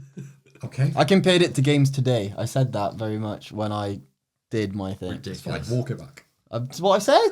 Good. Keep going. You'll be outside in a minute. But yeah, I think it's very much a few likes on Twitter. It's just like, what could the connection really be? He's not going back to Konami. Not a fucking world. And Konami aren't going to message him for help, because why fucking would they? They're definitely way too stubborn. They let Silent Hill be locked away for fucking years. No chance. And Metal Gear both locked away for years. Their two biggest franchises. They thought, what, we're going to do it without him? No chance. Definitely just a little trickle to tease the fans. And if there is a connection, fuck me, I'll be amazed. I'd be really surprised. You don't think it's in the same universe? No. I mean, I don't know enough of the MGS universe to comment. Oh, that's on it, true. really. He doesn't know what happens in 2. I don't know what happens in fucking any of them. With all those tar people. There's no tar people in 2. No? Can you imagine? Imagine there was some subtle link between Can you the two. imagine you just He's sick. struggling at the end and Raiden comes down and fucking solos your boss? No effort. It'd be wild. That'd be sick. You'd be like, oh, You beat fuck Metal Gear me Solid. then. Metal Gear Solid Rising with Vengeance. Yeah, Rising. I played Rising with Vengeance, yeah. There we go. You should know. That's not a Kojima game though, is it? You should know the link. He didn't make it, no. Platinum No. made it. Platinum but made it was overseen should by know the link. Kojima. Yeah. I know Raiden in that game. That game's sick, by the way. It That's is a good game. Yeah, class. the best Metal Gear game. Shut up. That's ridiculous. But yeah, I think it's tickled fans. That's all I'll say. 'Cause I got nothing more to add. Fair enough. Well, I'm going to pass it over to yourself, Joe. What do you think? What, the link between this and MGS? And also shooting down Spencer's bullshit. Yeah, I mean, it's just wild. It's just saying it for the sake of saying it, right? Well, it's the best one I've played because I haven't played the others. Well, at the end of the year, when you've played the remake Delta, Wait, you'll have a different opinion, I think. Sorry, Joe. You still think that Rising with Vengeance is better than Metal Gear Solid 1? Yeah. That's fucking insane. Rising Vengeance dude. slaps tits, man. That's fucking nuts. slaps man. those tits. It's so good. That's nuts. That is fucking nuts. I don't even know if I want to take that on. Do you think it'll be better than DS2? What? Rising with Vengeance. Metal Gear Solid 1. Yeah, of course it will. Nothing will ever be better in my entire life than MGS1. I'm trying to think. And that's the problem. He doesn't. That's the problem. I know that. Nothing. No, nothing will ever beat it. I know that, right? Like, the only game it's got to contend with is God of War Ragnarok. That's my number 2. Like, Perfect game. that's a perfect fucking game. That's the only game that any game has got to contend with. Nothing will ever beat MGS1 in my entire life. No, I know that. I know that for a fact. Game can't be mentioned. 1 is pretty good as well, though, right? Yeah, but it's not MGS1. No, good. MGS1 is very, very good. But, like, it's definitely not a shot, Joe. But No, he was doing this for number 4. all right, but where I was going with this was Spencer doesn't like old games. So let's think of new games that are related to Metal Gear Solid. Where should he start? I very much like old games. 4. Thank you very much. No. You can't play 4 without playing 2 and 3 first. I'm playing 2 next. 2's the one I'm playing. You're going next. to play 2. I think Yeah, you'll love 100%. 2. I think you'll love 2 is 2. more modern than 1. Yeah. Ish. Yeah, it's just more convoluted than 1. Like, 1's simple. 2 is where you start getting batshit nuts. Maybe you should just play this remake that's coming out. No, play 2. And I'm going to play 2. Play 2. You'll love 2. I want to Yeah. play 3 before the remake. 2 you'll love. there's not no happening. point. No, but I want to appreciate the remake more. No. It's not happening. No, just play 2. Play 2. And especially if you can play it on the Vita.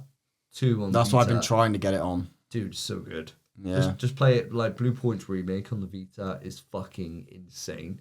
Play that and then 3 remake. There's no point in playing the original. Probably not, no. Especially I just saw they got like a quick camo select. Fucking blew my mind. Oh, yeah. When I saw that, where it was the same kind of menu, like it is for like selecting a ration, and it's like boop for quick camo. I was like, oh my god, sold. Like that's the best fucking edition I've ever seen. I suppose he's not going to get off over a Zone of the Enders demo, is he? No, Right? no. In the same way we maybe did back in the day. Well, yeah, buying Zone of the Enders, Yeah. buying a $40 game to play to play a demo with a Yeah, tanker. Yeah, no, I don't think so. But Probably not. But yeah, MGS2 will blow your Yeah. fucking tits. I think you'll love it. I'm sure I will. Anyway, back to Back to Snake. Yeah, it's one of those things where it's like it's hard to say right now, but is it legally not quite Snake? Is it going to be obtuse anaconda? So we can't get sued. But hopefully, I mean, I would, we'd all love. I think everyone in this room would love to just see Kojima be able to actually do Metal Gear again. So if this is like the first little baby step into making that happen. yeah, exactly. We all want it. Everyone in the world, Yeah. apart from one guy at the Konami office, going, Apart from Spence, Yeah. make him make Silent Hills, Oh, yeah, that's PT. sick. dude. Silent Hills, bro. PT, full game. Yeah, Yes, please. that's tough. Are you insane? Yes. Over Metal Gear, fuck no. I got no relation to Metal Gear, bro. That is Silent tough, Hills though. would slap tits. Silent Hill was doing fine. Silent Hill F looks class. Yeah, but not as good as PT. That's different. Oh, don't want to start this conversation. Phil, over to yourself. What are we asking? I've lost track. Snake. We're an hour in. How do you feel about Snake being shown? How do I feel about Snake? It was a massive surprise when it happened. I saw that and I was like, well, at the start of the trailer, you saw a lot of Snake before he put on the bandana, and I didn't make the connection at that point. It was only at the point where he did the whole Clef thing with the gun, the burning head, where he put on the bandana, which I was like, what the fuck? This is literally Snake in Death Stranding. How is he doing this? But he has done this, and nothing has happened since. So whatever he's done it very clever, because he hasn't got himself caught out in any way here. He's got as close to his original source material as he possibly can.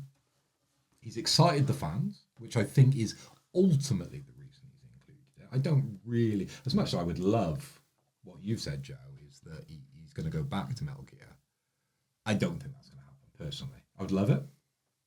I'd welcome it. But it ain't going to happen, unfortunately. I think it is a little fan service. Oh my God, did I love it. Fucking hell. Yeah. It gave me tingles. Yeah. It gave me goosebumps. In the same way when we watched the fucking X-Men fucking shit movie and I was like, oh my God, Magneto. Like, it's the same thing. Like, I just loved it. And it is for the fans and it gave me what I needed. No, I completely agree with you, boys. Yeah. I think, like, when I watched it back, it was the same way that when they had the Death Stranding DLC announcement for the director's cut, and they had a cardboard box, He was in the box, right? wasn't he? Like, Yeah. it's exactly the same shit. He knows what he's doing, man. He knows what he's fucking doing. And he put on the bandana, and I was like, fucking hell, it looks just like Snake. I was like, oh, fuck.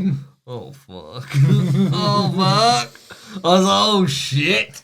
Like, it looks great. It looks so good, man. Well, the reason he looks great is because Kojima actually picked that actor out, and in a tweet he said, "This is the actor I would have if Snake was in a movie." Oh, wow. The problem is, man, like...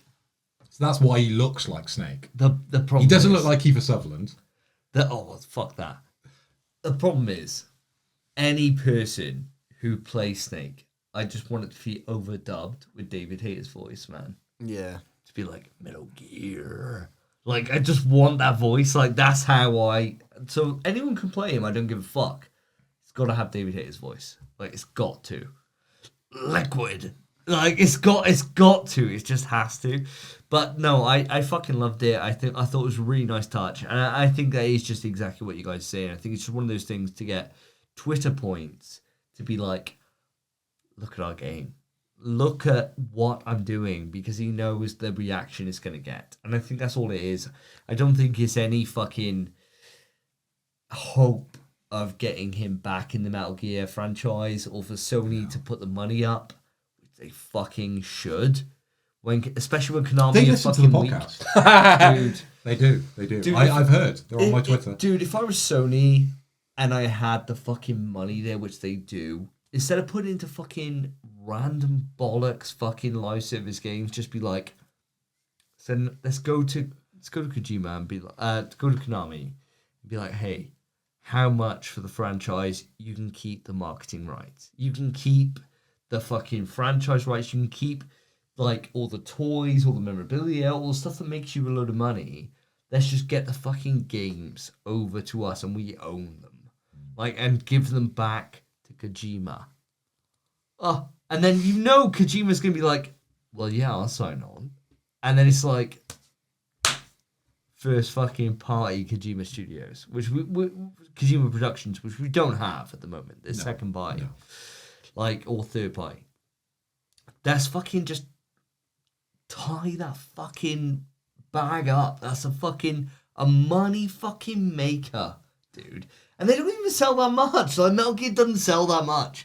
But it's just the prestige Death is Stranding so 1 fucking... didn't sell that much. Though. No, it's That's just... the problem. It's right? the prestige, and this is though. the reason he's including all these things to appeal to more people. You know, that's the simple answer. And as much as people have watched for an hour and 12 minutes before editing, that's the actual answer. It is. Sorry to spoil it. But I think on that note, is there anything else you guys want to discuss on this? No, I think we're good. I think we're good. I think we've gone long enough. Listeners, I hope you've enjoyed our long, in-depth discussion on Death Stranding 2. I told you it was one that you want to wait for. I told you it was one that you'd want to grow for, you'd want to edge for, because you'd be sitting there stroking that dick for weeks, months in a row, and then you'd explode. And I hope... We are 99% men. I hope that we've made you erupt all over yourself, and you thought, oh, I made myself gay. I'm not gay. I hope that we've made that happen to you. If we haven't, then there's one thing you can do. There's one thing you do is you can fuck right off. Because right now, we're about to get into the big quiz. Let's bring it on, baby. In PS We Trust is hosted by Davey, Phil, and Spencer. You can write into the show via our email, pswetrust@gmail.com. Our Twitter is @InPSWeTrust. To find each of us online, follow our Twitters, @SSJDavey, @PhilipHoy, @SpenPie_. Thank you for listening. Take care of yourselves, take care of each other. See ya.